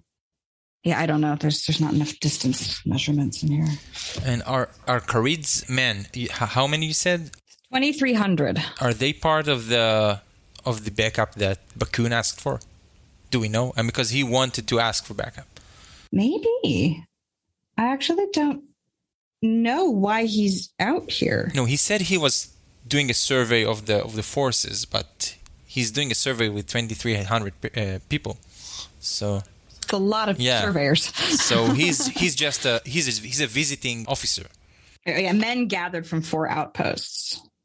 So he's been picking up closer outposts to head towards the front line to see what's going on with the farther out. And he's been tasked with figuring out what's going on, right? Because they know something's going on. Yeah, but there's no reports. So he's not there in a routine. No, he was there on routine survey, and now he got the order to figure out what's going on. Right, and they're just anxiously waiting for news. So maybe we'll finally get a fucking report, and they know something's wrong. Well, they know something's changed. He knows that means something's wrong. Some of his subordinates don't understand it, but yeah. And he's the same level as 3 of these nobles, but being Death Watch Guard, that gives him that slight half level up, where he's he could take command if he wants to. He's the guy who gets to make decisions, which is why when he stabs the guy through the heart, everyone's like, oh, yes, sir. Like, right. Yeah. No one's going to say, you didn't have a right to do that. He's a Death Watch guard. He has the right to do whatever the fuck he wants. Yeah. But also he can delegate to other people if he doesn't want to be in charge. He can say, yeah, you have an equal rank to me. You deal with the logistics. It's fine. He's the only one of the Death Watch guards in this group. Yeah. And there's only 10 nobles and there's only 200 Shanshan. So this is an extremely tiny bit of Shanshan leadership on top of a decent sized army. the rest of which I assume are mostly Terrabonners. He says most of the remainder were Terrabonners, but a good third were Amadisians and Altarans. So yeah, it's like 2/3 Terrabonners, a third Amadisians and Altarans, and then like a sprinkling of Shanshan, which has a sprinkling of nobles. I mean, the blood, which has literally one Death Watch guard. So that's how tenuous their position is in that regard. Sorry for asking again. How big is that force? What, this force? 2,300 people? 2,300. And Rand has 5,000? Yeah. Because that's what the scout says. Yeah. Does he? I have no idea how many people Rand has. 5,000 would make sense, though. No, the scout says 5,000. Is that the whole force, or is that just the... No, I thought Rand had 500. Yeah, I feel like they extrapolate by an order of magnitude because of the area that he's been covering. Yeah. There's a scene later when Suroth is in the tent, and there's a guy who's like, there's either a shit ton of people out there or one group of people that can fast travel between locations. Yeah, so this is what I'm trying to understand. Are they engaged with the entire Rand force, or are they engaged with just a single group? Because Rand has his whole army split across the terrain. I would disagree with that entirely. Rand has everybody together. The scouts are just misreading how many people are there. Well, when Rand gets attacked at the end of the chapter, he has sent a bunch of his people away to secure, like that's why Weiramon lets people through. But that's just like split up by like a 20-minute ride. That's not like spread out across the landscape proper. But they engage together when they find someone. They engage, because I always had this, like, he's sending them in small forces, like Ender's Game. He says, yeah. So Yeah. he wants autonomous units with. So I was under the impression that he has like two or three Asherman protected by a unit, and they are scattered. And I feel like what it is it's like he sends out scouts, and then the whole army moves to wherever like one of the scouts says and to then go. he brings the entire Asherman force on top of them. Exactly. So yeah, he can fan them out and then bring them back together, and then fan them out, bring them back together. Yeah. Well, this is a very fog of war, right? I was about to, yes, fog of war. That is what we are struggling through right now. Yeah. Furyk Karede has a fun backstory. He may or may not be descended from a rebellious noble from the early days of the Empire. I would assume he is. It's a cool family story, Yeah. but whatever. Yeah, it feels like he doesn't care much about it. It's kind of like, oh, I was descended from, like a bastard son of the Tudors or whatever. It's like, yeah, it's a cool story. Like, does it mean anything? No, it doesn't. But it's fun to just be reminded of the fact that the Shanshan take disloyalty very seriously. But he's very proud of being a Death Watch guard, despite the fact that his ancestors may have been forced into it. He's into it. He is like, this is my pride and joy. This is my purpose in life. I definitely haven't been brainwashed by the Crystal Throne, the Satyron Grial. That never happened. He's making a lemonade. Yeah, totally. And there's also the line about the Ogier gardeners. Yeah, I had that. Not being owned. That's just between them and the Empress. We don't talk about it. What's up with... I mean, that's one of the only close mentions of the gardeners in the series. I mean, we don't see them much. What's up with... Are they as compelled as the rest of the Shanshan? I have always wondered that. I feel like they must not be. I think you have to go to the Crystal Throne. But they are there. They are Right. part of the Death Guard. I mean, they guard the Empress. Yeah, they're just as dedicated. The question is why? What can bring Ogier to the same level of dedication as compulsion from the crystal chair on a human? Like, I assume it has to be something to do with like the long-term Ogier like culture and their whole like book of translation and like why they don't have the longing. Like there's got to be something about Yeah, they Ogier don't have the survival. longing, right? No, Shanshan ones don't have the longing. No Shanchan Ogier have long They aim. don't. It's just they don't have it. We know that, or we assume? We know that. Yeah, we know that. Yeah. I don't remember when we learned it, but we And know it. they're very much... They're different from the Randland Ogiers in personality. Very much. I mean, they're killers, right? They are... Yeah, they're bodyguards. They're gardeners. They will prune a man of a few limbs, Yeah. I believe is the line. They literally use garden implements in war. It's amazing. And we know from the Rhedian visions, the modern day Ogier are very much like the original Ogier, right? So in personality. It's been less generations, yeah. That's a major split in Shanchan. What happened in Shanchan? I mean, this is... Well, the Shanchan had Weird. access to the portal stones and all the creatures and wiped out the shadow spawn pretty quick. And also, there were more steading, so the Ogier never developed longing because they never lost the steading. Yeah, but what happened to change them from the tree huggers that they were to the killers they are now? I'm not sure they ever were... I think that it would almost go the other way. Because Age of Legends Ogier were gardeners, were tending the chura trees. They were with the neem. Yeah, they're singing the crops into existence. And yeah, they were agrarians. What if part of the thing is like one of their most critical like steading is also like a Shanchan imperial estate. And that's part of like where they're it's like you are protecting, you know, our giant sequoia grove that's the last in the world or whatever. And like we care about the trees so much, we will become like the baddest warriors in your army as long as you don't cut these trees down or something like that. It's always been one of the central mysteries to me because we get so little about what the Ogier gardeners are, and we never meet one. We only see them at a distance. Yeah, and they do have axes with long handles. Yeah. I do. So that's always been a big mystery to me, was why do they support this slaver imperialist society?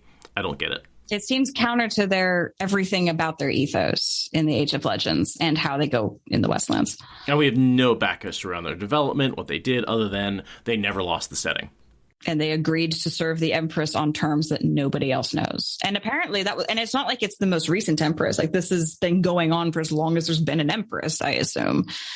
And an Emperor. So it's Outrigger novels. Yeah. You want Matt with a homicidal Ogier. Yes. Going yes, through I do. Shanchan. Don't we all? Matt having a force of homicidal Ogier actually would be a pretty awesome battle, like really being able to use them. I think he gets these when he commands Loyal's Ogier to defend in the last battle. Sure. But yeah, these are bloodthirsty Ogier. Yeah, I also think the line between bloodthirsty Ogier and peaceful Ogier is way thinner than we give it credit for. Like,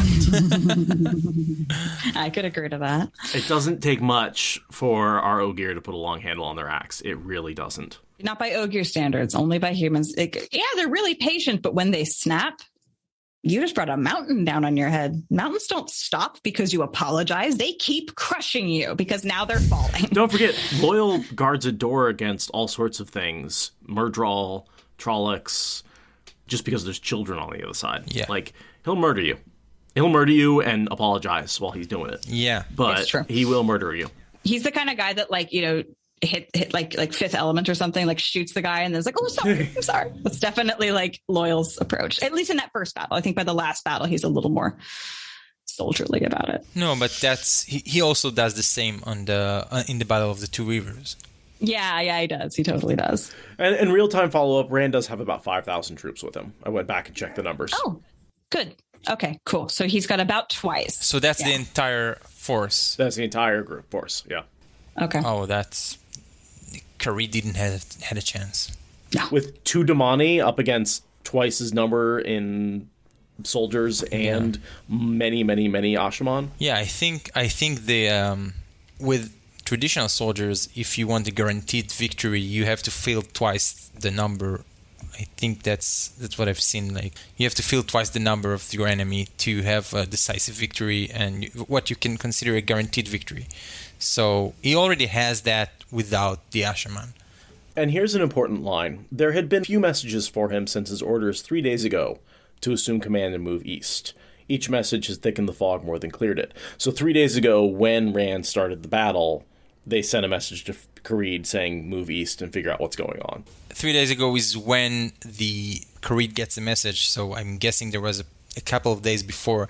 Maybe with the Rockin', you have very quick messages. No, but there's at least a day of massacre to understand there's a problem and not just one nervous general. Mm-hmm. Right. Yeah, and that's where you get the line, what could have made these Altarans decide to show so many teeth to stand together? And it's like, it's not the Altarans. It's Rand's forces. You just think they're local because there's no other... Because they've got to have all the entrances covered. And he's like, how else would they have gotten here? It's got to be the locals. No external force could come into our area. Right, because traveling's not a thing he would consider. It's a fair assumption. And here he says, not when the Altarans have managed to put 40,000 men up here, 40 at least. That's where he's getting the numbers wrong in terms of he thinks Rand's 5,000 or 40,000 because they're transporting around and all the messages are coming around saying there's 5,000 here, there's 5,000 there, there's 5,000 here. And that's happened at least 8 times. He's adding them all up and he's like, there's 40,000 men.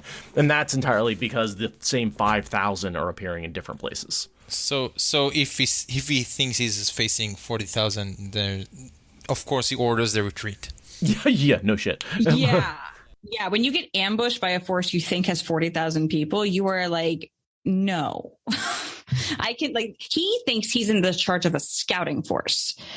He's not intending to hit a pitched battle at all. And as soon as it happens, he's like noping out of there. And I mean, as we know, he's got inferior numbers. Like that would have gone badly no matter what he thought the other side was. He was going to die unless he retreated. Jadranka is saying, hey, it doesn't matter how many they have. They're all over the place. There's no way they can support each other. We can pick them off one by one. We're just expected to sweep up the remains. Kareed's like, no, that's you moron. Like, we're not hearing from them not because we've won. We're not hearing from them because we've lost. Right. No news is bad news when it comes to military stuff. Yeah, it's just a good life lesson. Is like, if you're not hearing something that you expect to be hearing, that's probably not because the thing's going well. You know, if I don't get back to you about a project, it's not because I'm doing a really good job on it. It's because I haven't gotten started yet. Okay, then I need to. Then I have a few things I need to talk to you about. You get in line. Take a number. But yeah, it's a military strategy. It's fun. Jadranka. Oh, and then Jadranka makes the ultimate faux pas when it comes to military strategy, which is to tell scouts what to look for.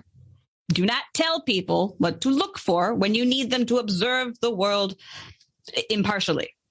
Don't do it in science. Don't do it in military. Don't do it.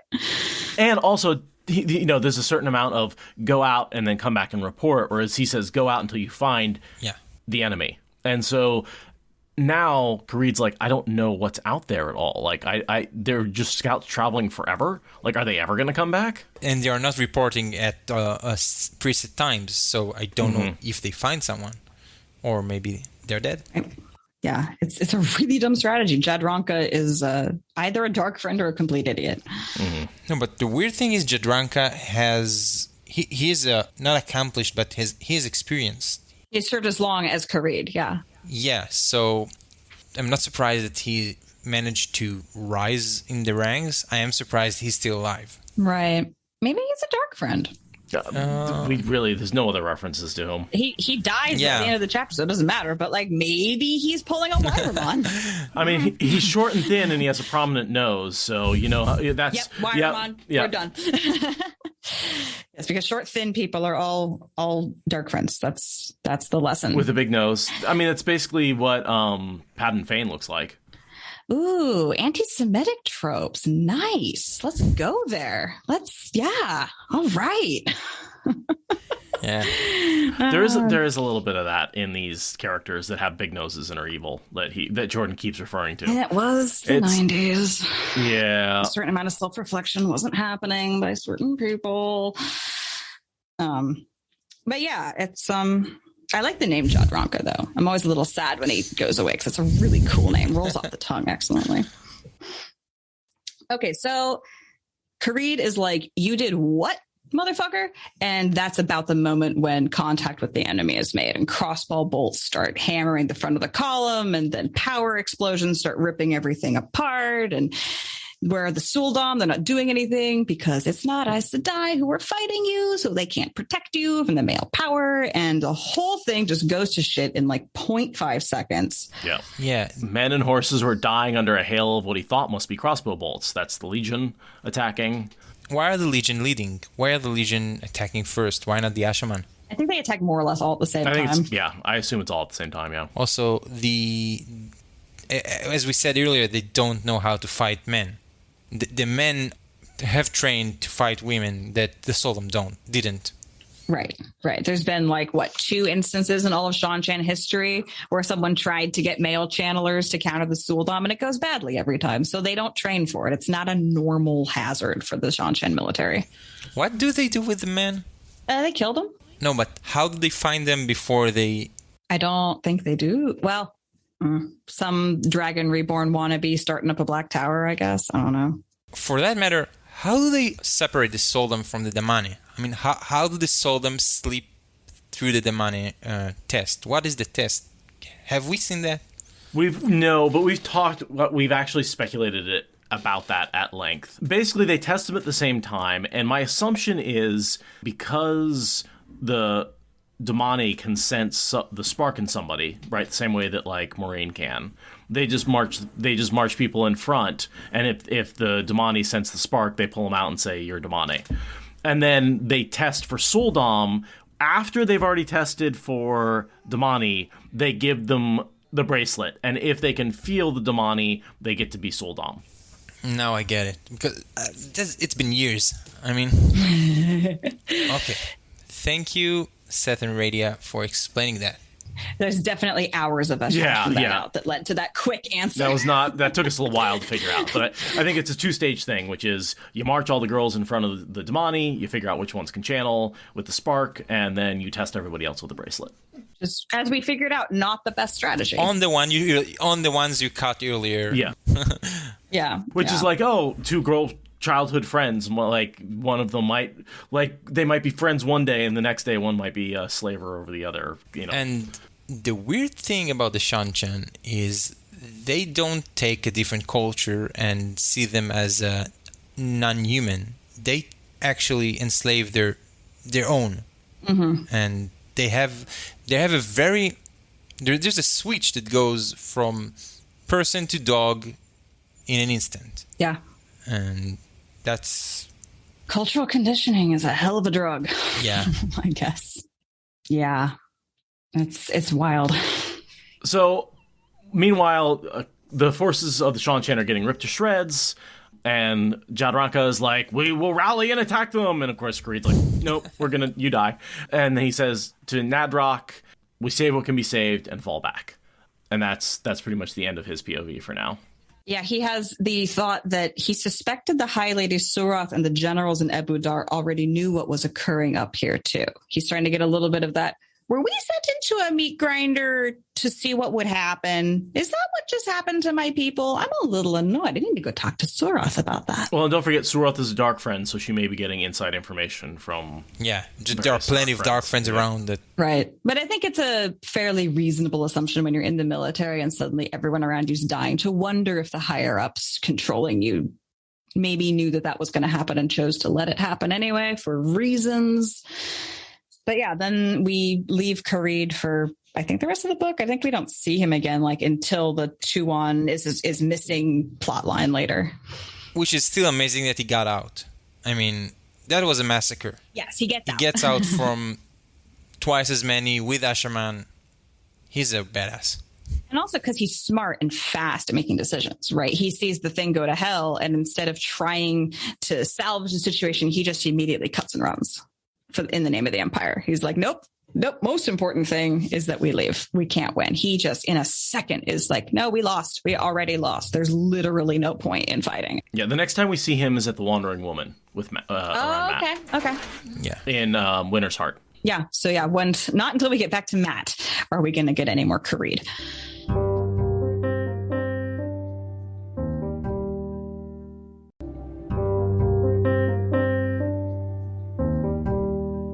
And yeah, that's the end of that. So we popped back over to Rand. who is now peering westward. So I'm just trying to keep us all oriented, right? He's been moving. He started out as far east as the campaign was going to go, and he's moving his way west. So he is now looking out over yet unconquered or unreconquered territory. That's where he's at. I want to point out that Rand thinks about only the general wet had stopped the valley from turning into a conflagration from all the fires being set by the explosions. And I'm like, if the Bowl of the Winds hadn't been used, everyone is toast. Like literally both armies have been incinerated if the Bowl of the Winds hadn't been used like a few weeks ago. They're inside a forest? Yep. Forests and hills. Which would have been dry. Yes. Crazy dry. I mean, honestly, I don't know if it's realistic that only 3 weeks would dampen the forest enough to not have it be a conflagration after 6 months of drought, but... Well, we did see the constant clouds and rain. I assume it's just raining all the time. Sure. LTT is pretty quiet.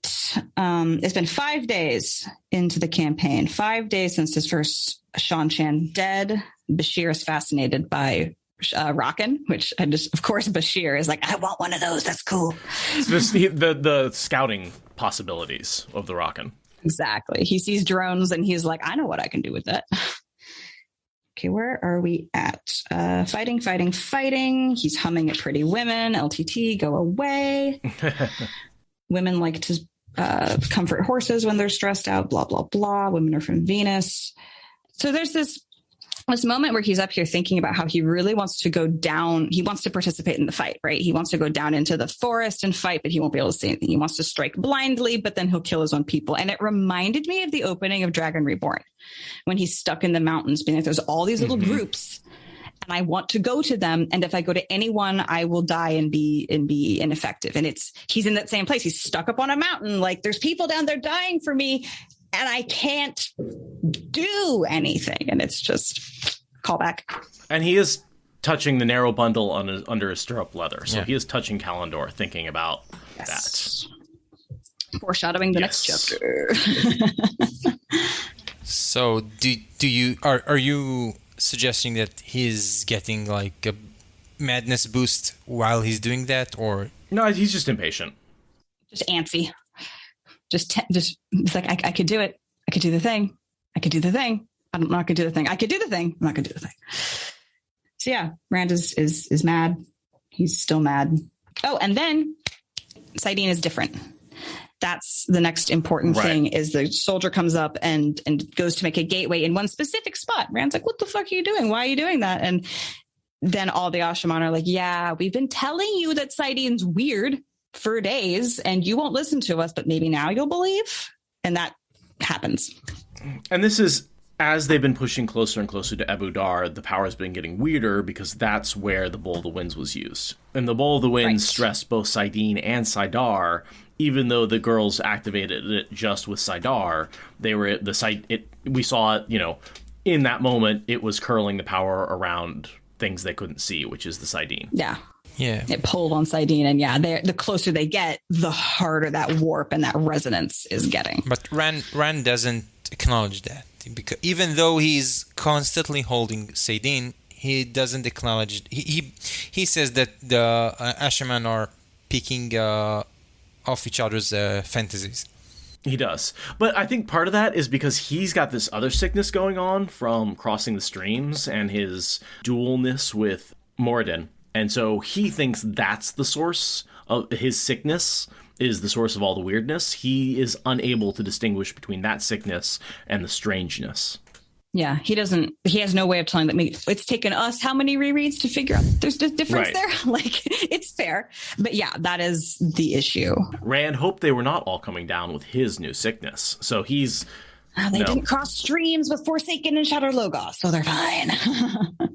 And then he thinks about the Damani he's been taking, which includes the description of Olivia, which I didn't know it was Olivia here. He tries to free her and she kills 10 people in an effort to prove him wrong about that. A slender woman with pale yellow hair and big blue eyes. She was a Shan captive to be freed, but when he forced the Soldam to remove the woman's collar, her Adam, she screamed for the Soldam to help her and immediately began lashing out with the power. She even offered her neck for the Soldam to replace the thing. So that's how she got recaptured, yeah. So I never thought about that, but on the next book, Rand meets with Olivia. They're just reuniting. He knows her, she knows him. I mean, not like intimately, but they've seen each other. So I'm surprised he trusts her because she went like rabid on them. Well, she changes though, right? I mean, that's part of what happens to her while she's with Elaine is she goes through that just like, oh, I'm not brainwashed anymore. I'm my own person now. And that's when she goes back and meets Rand and like develops that relationship with him is after she unshackles herself from all this nonsense. Right now, she's still completely 400 years deep in her programming and not being her own person. Mm-hmm.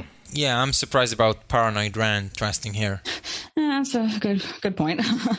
Yeah. And yeah, we kind of get a tally of how many people have died and the fact that the Shanshan are retreating. It's like it's been costly, but he's winning. He's pushing them west. He's pushing them hard. They are retreating. He's doing good. And he tells Flynn and Deshiva, get down there and push harder. And they say, we don't want to be left alone with all these fucking fuckheads. And he's like, I'll be fine. Spoilers. He's not fine because he's trusting Wyramon. Okay. So this is where he splits his forces, right? So he's got Wyramon has the north end of the ridge secure and Bashir holds the south. And Rand has now sent almost everyone else west. Mm-hmm. So he's holding down the eastern edge of their unit and has basically nobody with him. He's the rear guard. Yeah. And then we see, of course, horsemen appeared among the trees to the north. Why the north? Because that's where Wyramon just let them right through. He was not guarding the north at all. Which, again, Rand... fucking think. Like, ask Wyramon how he let people, like, there's so many fucking things that show Wyramon as a dark friend. Yeah, it's because Wyramon's done such a good job of looking like an idiot. Right. And it's like, God, he just can't be trusted with the simplest military strategy. He's just incompetent. Like, Rand has fully swallowed that hook, line, and sinker. Oh, they will go over it in retrospective where there is no blame attached to... Right. Right. And then Rand thinks that this whole plan was a bad idea.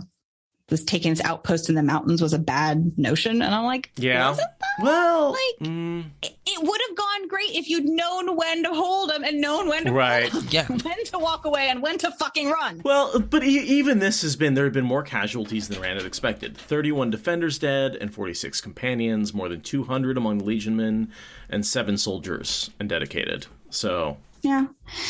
But yeah, he's just thinking about how that's really rough and this territory is doing really bad and this is a challenge. And then suddenly he's fighting Saidin and everything's all gone to shit. And I was wondering, why does Saidin surge? Is it because he gets hit with an arrow and it distracts him? Yeah.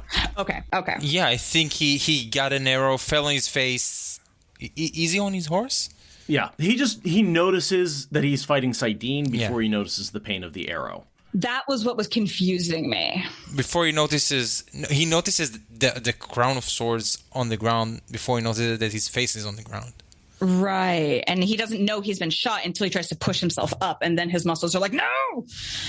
But yeah, it confused me because it's like normally arrows hitting people is one of the first things the narration points out. It's not a paragraph and a half later. That just shows you where Rand's head is right now. Fog of war. And so he gets hit with an arrow. The power surges. He falls off of his horse. He's completely incapable. And then suddenly the battle is around him. He's basically in the middle of the battle as the Shanshan comes streaming in. And then Anaiyella and Ailil's forces come by and push the Shanshan back. And Luce Theron is like, it's time to die. And Rand's like convinced it's the end. Anaiyella and Ailil show up, save the day, maybe? Kind of kneeling over him, turn him over. Maybe they're going to stab him. Maybe they're going to run away and like have a Thelma and Louise kind of retirement plan. And they're kind of holding that moment. And then Bashir shows up and actually saves the day for realsies. Before that, Anaiyella pulls out a ruby-hilted dagger. A ruby-hilted dagger. Yeah. I think we've seen... You mentioned one earlier, right? There's another dark friend with a ruby-hilted sword or dagger. Like not that many chapters ago? That rings a bell. I don't remember now, but... Yeah, Anaiyella, the dark friend, pulls up a ruby-hilted dagger. Was she going to assassinate Rand? I think they were thinking about it, yeah. They were thinking, and Ailil also gets out a knife. Her hands move at her belt, and he's not sure if she's pulling out a knife or putting it away. And then later we see she is putting it away later. So they both get daggers out and are like, should we kill the Dragon Reborn and go have like a honeymoon? Yeah. And then Bashir shows up and is like, no. But also they're in the middle, right under attack. I mean, that's the only weapon they have. There's an innocent explanation for that. Maybe they're trying to defend him. Maybe they see the dragon fall and they're like, better that I die before the dragon, so I'm going to defend it. Yeah, there's a great innocent explanation for them to hide behind. Which I'm thinking one is like that, the other is one goes for the kill, one goes for the self-protect. Yeah, totally. And then Ashaman show up, so Rand's able to get healed. I wanted to point out this line, Seth, because we've been talking about it with Brigitte getting the arrow in her leg. Mm-hmm. Only Flynn and a few others could use the power to remove what was driven deep. I highlight that. Yeah, there's technical aspects to that maybe Elaine didn't have. But why? Why can't you just yank it out? I don't understand. All people do is yank it out. Why is it hard to wrap a weave of air around an arrow and yank? Like, I don't get it. I don't get it. No, but once you yank it out, there's going to be first the shock, then bleeding, and you have to be a really good healer to heal that. Again, they always say if you get hit by something, you should keep it in.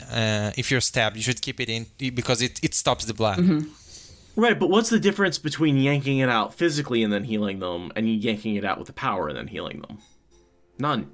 I think depends on whether you have Nynaeve to heal you or not. Yeah.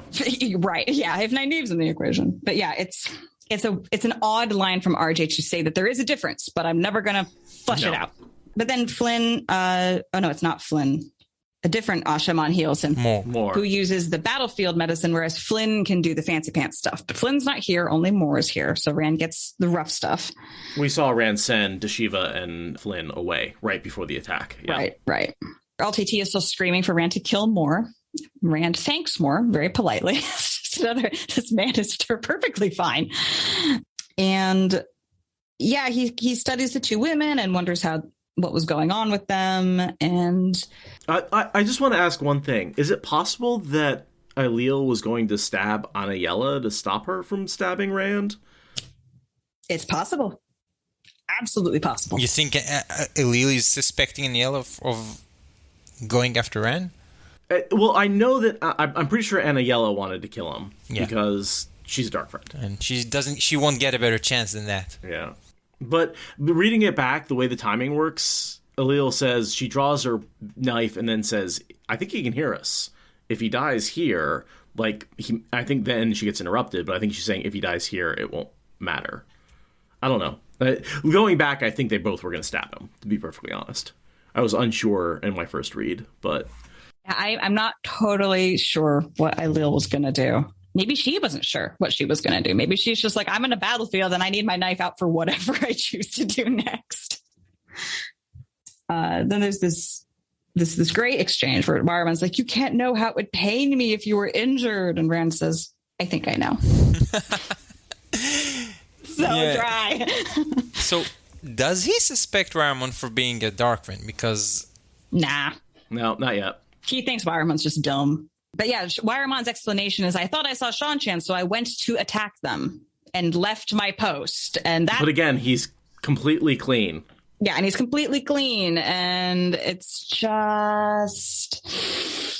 really transparent. It's really frustrating. Yeah. You start to wonder if Waramon's a dark friend at this point. It's like, Rand, paranoid Rand. I never suspected Waramon until Towers of Midnight. I mean, I never thought it was a dark friend. It was just an idiot. Yeah, no, I was sucked in by the strutting and the fancy boots and all that, and yeah. But it's also like, oops, I just let Shanchan through. Oopsie doodle. And then Bashir says they're pulling back, and the Gregoran confirms. The scouts say they're retreating. And then here's an interesting line: Gedwin strode up, frowned at Wyramon as if he already knew the man's blunder. Almost like there was some dark friendery afoot. And I think this is the whole plot that they had together, was they were like, we're going to get him in a vulnerable place, and then Wyramon, you let the enemy through. And if this doesn't work, Anaiyella can finish him off. Yeah, got tears. We leave him Totally. open completely for Anaiyella. Yeah. And then everyone says we should retreat. We should cut our losses and retreat. We're winning. Who the fuck says no? Yeah. Fucking Yair. All the Dark Friends. All the Dark Friends All are the saying, Dark let's Friends. keep going. All the non-Dark Friends are like, no. But it's not like there's someone waiting. There's no plan here. And no one knew. The only reason they lose is because Rand goes nuts. I mean, if Rand could have controlled the calendar, he would have wiped everyone and moved on. The only reason they lose and go back is because he kills their own. So what's the plan here? I think just more chaos. Like all of this, like letting enemies through to attack him. Like Rand has already taken an arrow. Like there's been many attempts on his life, and I think the Dark Friends are just saying, let's keep attacking. This gives us more opportunities to try and take down the Dragon Reborn. Yeah, it's like it's already been hit. He been fired twice in the same campaign. The one missed, one hit his arm. The next one is bound to hit his head. Right. And you're also potentially taking out his soldiers, his Ashaman, his generals, the nobles that are loyal to him. They're all on the chopping block with every encounter. And there is no better army to grind against than the Chanchan. I mean, Right. everyone we kill here is less forces for the last battle. Right.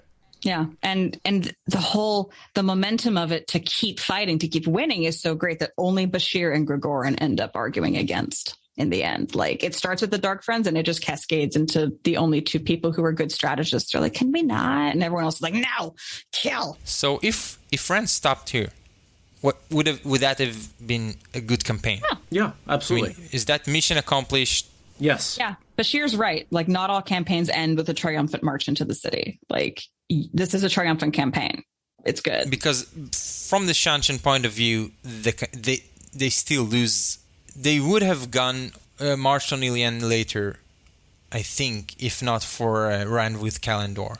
Yeah. I mean, he's already denied them having this road network secure. It's a huge logistical bottleneck for them. And they've lost a bunch of people. And that was his goal. That was his stated goal, was to push them back. Yeah. That road. Don't change your goals in the middle of a campaign. Right. Yeah. It's like when you win big at the casino, know when to walk away.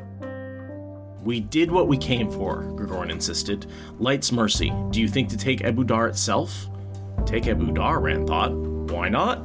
No one would expect that. A total surprise for the Shanchan and everybody else. Times are you seize the advantage and ride on, Bashir growled. Other times you take your winnings and go home. I say it's time to go home. I would not mind you in my head, Lewis Theron said, sounding almost sane, if you were not so clearly mad. Ebu Dar ran tight in his hand on the dragon scepter, and Lewis Theron cackled.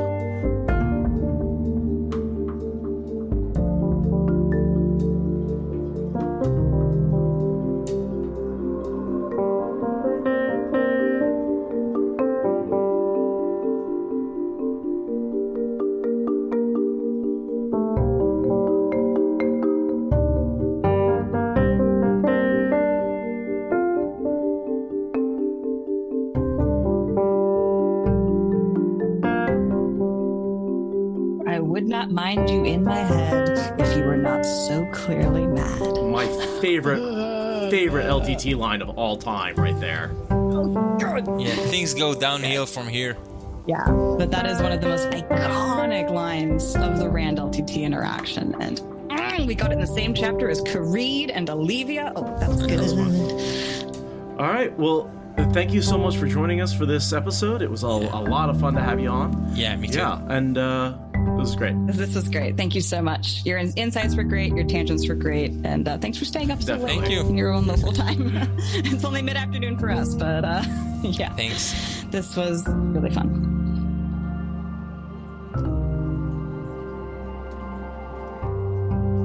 And when did you find the Wheel of Time Spoilers podcast? Okay, so when I was waiting, I wasn't into podcasts so much before, but while I was waiting for, I think it was Towers of Midnight to come up, I started with the Twatcast. Okay. I know those guys. They're fun.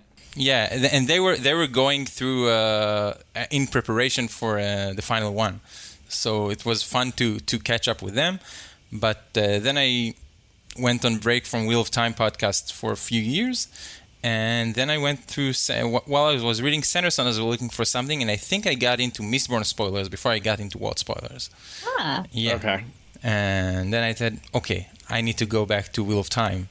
And also, before I listened to you guys, I never tried audiobooks, but listening to Patrick reading was like, yeah, this is a nice format, because I was unaware that listening to an audiobook could be so fun. And Patrick is an excellent voice to introduce the concept. Yeah. Because, And he's doing a lot of reading. And I can see especially like having that being read to you and helping with pronunciation and helping with it, with all that kind of stuff. Like that's a really good way to absorb a foreign language too. Yeah. Like I have a lot of 45 minutes each on the morning and coming back from work, so I have a lot of time for podcasts. And for audiobooks, apparently. So my last cycle through the Wheel of Time was with audiobooks. nice. I'm actually a little behind on my podcast because I've been listening to so many audiobooks lately. I've sort of gotten back into the audiobook side of things. It's too much depressing news, so I've sort of switched away from the pod.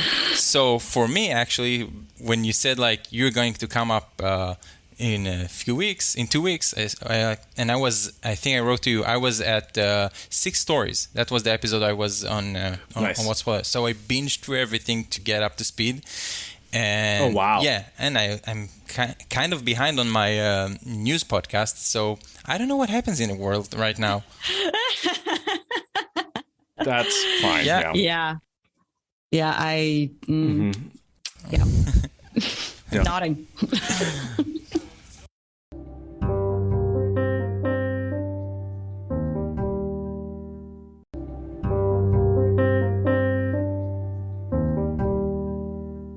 We are still working on our transition from Libsyn to Spreaker.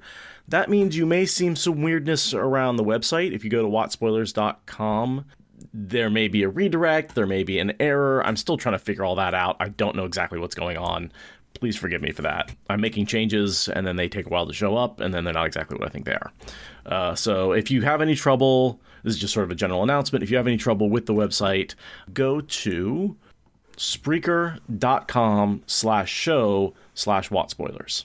Yeah, and we should still be showing up on all the podcast apps. There's been a couple of weird bumps, and then they resolve themselves. Like it's a big seismic change behind the scenes, and bumps are happening. 409 just came up on Google Podcast this morning, for me this morning. Okay. Yeah. It's a week late, but sure, fine, why not? whatever. But the feed should still be working fine. The feed seems to have been pretty seamless. But again, there's been some delay on a few of these. I think that just might have to do with maybe with the transition taking a while. But please, if you don't see a podcast episode pop up on Thursdays, which is usually when they come up, go ahead and let us know and which podcast app you're using. Yeah. And hopefully this will only be a few more weeks before all of the caches and all of the databases and all of the warehouses have turned over, and this will be a temporary bump in the road. Am I the only one wondering how people who don't see the episode will get this message? Well, if it just comes up late. I'm just making like faces at him. Like it's the Matt in the show. Like, well, that would be dumb. What is that? Clap your hands if you can't hear me. No, okay, I guess we're fine. Yeah. It's anyhow, if you've been frustrated by that, Welcome back. just be patient. We've been waiting for you. Welcome back. Yeah. This is now a time capsule of our issues for people who are binging through in a year when we're on episode 5, whatever, and you're hearing this 3 weeks before you come on to guest because you're binging through 5 years of podcasts. Here's your little timestamp of this is the Spreaker transition. Yeah.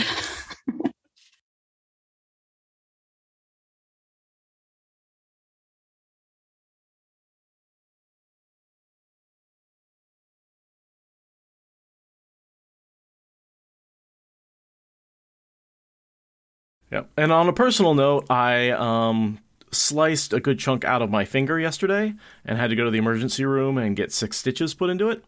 Why didn't you go to the White Tower and get the yellows to heal? You know, I kept trying, but they said it was for nobles only. And yeah. You know, as we know, the yellow Aja is just inefficient and not nearly in enough of the world. So well, this might be the reason for the technical issues. Seth is one with the podcast. Yes, exactly. The podcast had its finger pad sliced off. And the funny thing is, I was cutting fingerling potatoes. So I was cutting fingerlings, and then I cut my finger. Which, honestly, I swear to God, I did it just for the pun. You are committed enough to the puns. I would believe that. Yeah. So did some customer get a finger in his potato salad? No. Just the tip. I picked up. Make sure, just the tip. Yeah. But let me tell you, it hurt. I definitely passed out. Oh. Just vasovagal nerve response. Totally laid down on the ground and I was on the phone because I was by myself in the kitchen, and I had called Never to be like, I got myself pretty badly. Can you come get me? And apparently halfway through the sentence, I stopped talking. Whoa! And so she panicked because I passed out entirely. Wow. So she called 911, and they showed up and just, you know, at that time I had recovered. But she got there, and I was like, wow, you got here so fast. She's like, no, you were just passed out for most of that. Yeah, that's a good time to call 911. My friend apparently just cut themselves and passed out, and I'm not there. Yeah. Please. And they're by themselves in a locked kitchen. Right, yeah. in a kitchen. There could be things boiling. Didn't you spend, again, having binged the last few episodes, you were talking about how good your getting cut from a very well sharpened knife is. Yep. No, and this is a common ring. Actually, yes. Well, that one I took off just the corner of my knuckle. That was more of just like a little piece of skin that I just took off, and that healed nicely. This was. I took off enough of the thing that when I touched it, I was like, okay, that's completely numb. There's no feeling in that finger anymore. That tip of that finger. So you have ranted on this podcast at least a dozen times about the value of getting cut with a sharp knife as opposed to a dull one. So here's some empirical evidence. And the emergency room was like, this is probably going to heal up nice and clean. It was a good cut. We don't have to worry about ragged edges. The stitching was really easy. They said you're going to regain, nerves will grow back. You may have some tingling and some pain in there for about a year, but it should heal cleanly. And honestly, it's been as little pain is much less pain than I thought it would be. Let's put it that way. Like, it's really, I'm pretty much feels like a paper cut, like at this point. It's in the wrong spot for a paper cut. Inside your finger flesh. Oof. But it was bloody, and I've got lots of pictures. If anyone wants to see them, go ahead and DM me. So I documented the whole bleeding process and stitching process, and when they pulled the flap up and you could see like underneath. Yeah, it was gross. You could put this as your background if you want to get into the vibe of the episode where the Yeah, this is a bloody chapter, so maybe I was just getting in the vibe of like Arcombe, who just didn't want to live like that way. You went too method. Yeah, too method. But you'll have to forgive me if I'm not super talkful. Talk.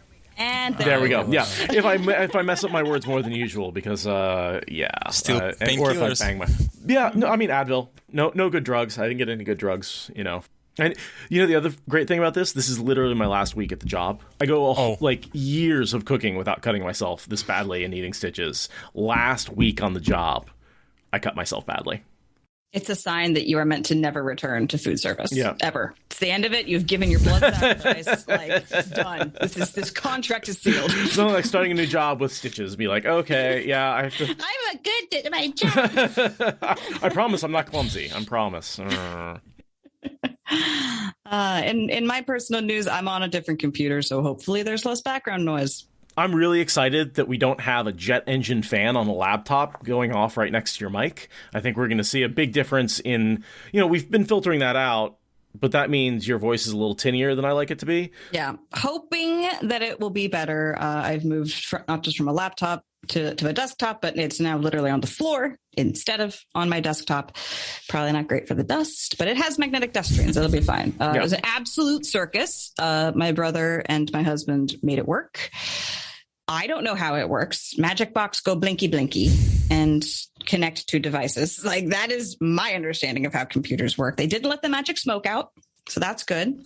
That is good. All my files are intact, but all my processes are absolutely shredded. So, not that has anything to do with podcast quality aside from the audio, but that's what's going on in my life. Is my entire happy place has been turned upside down and shaken, and I now have to put it back together, and it is very frustrating, and I hate it with, I think I told Seth, I hate it with the passion of 1,000 supernova. Mm-hmm. I really don't like changing computers. Hopefully I don't have to do it again for like a decade. I find it fun. Focus. Want to do the chapter, guys? Can we talk Egwene before? Yeah. All right. I think I have something cool that we can put at the end of the episode later.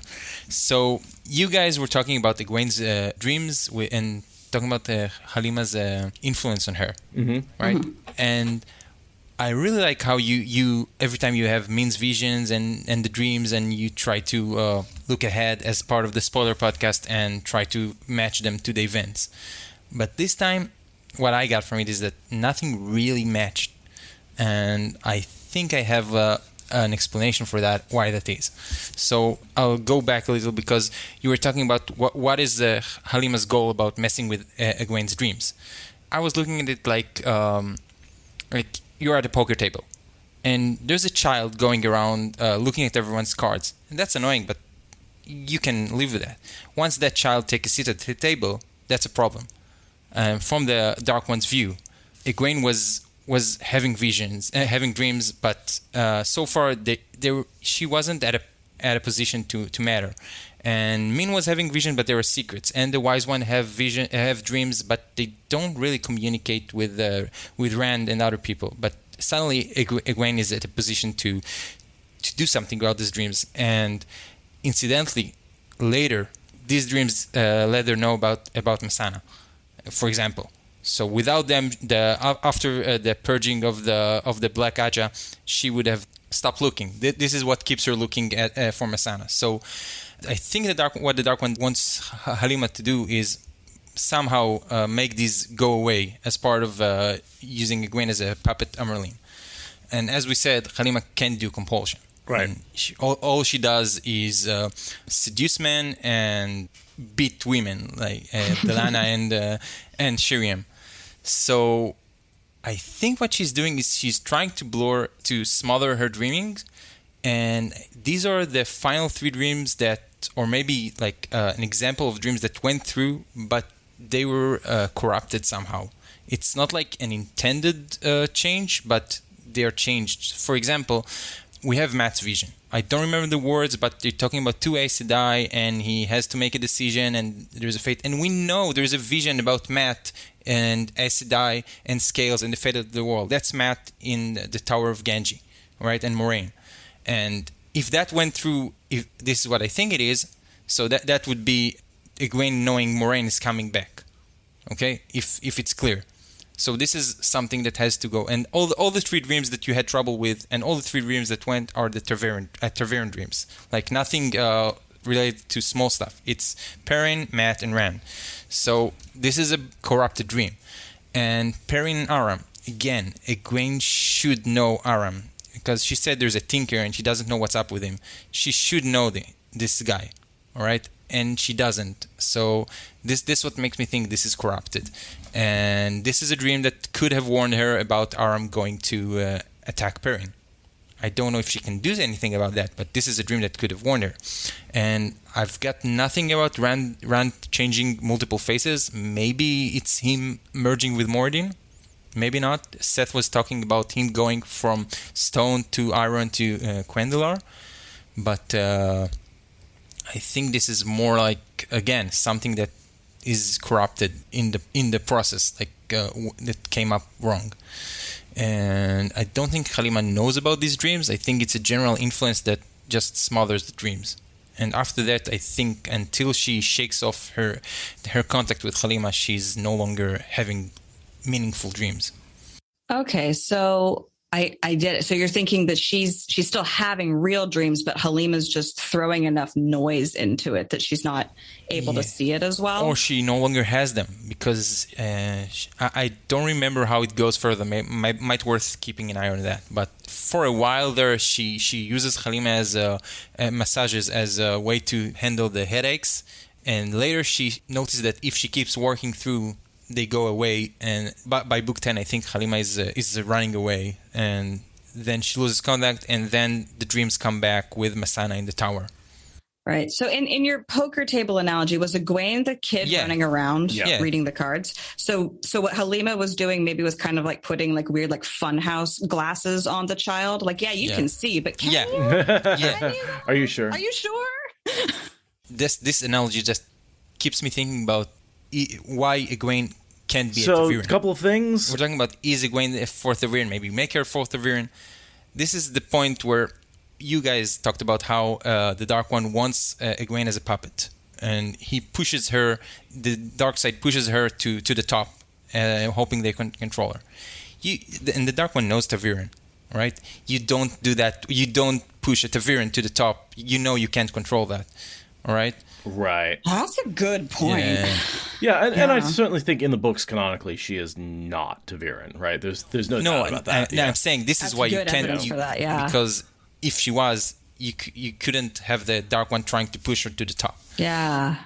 I've always been on the fence about if Book Egwene should have been Ta'veren, and that feels like maybe the best evidence against, because the Dark One would know. And then everything she accomplishes is her own.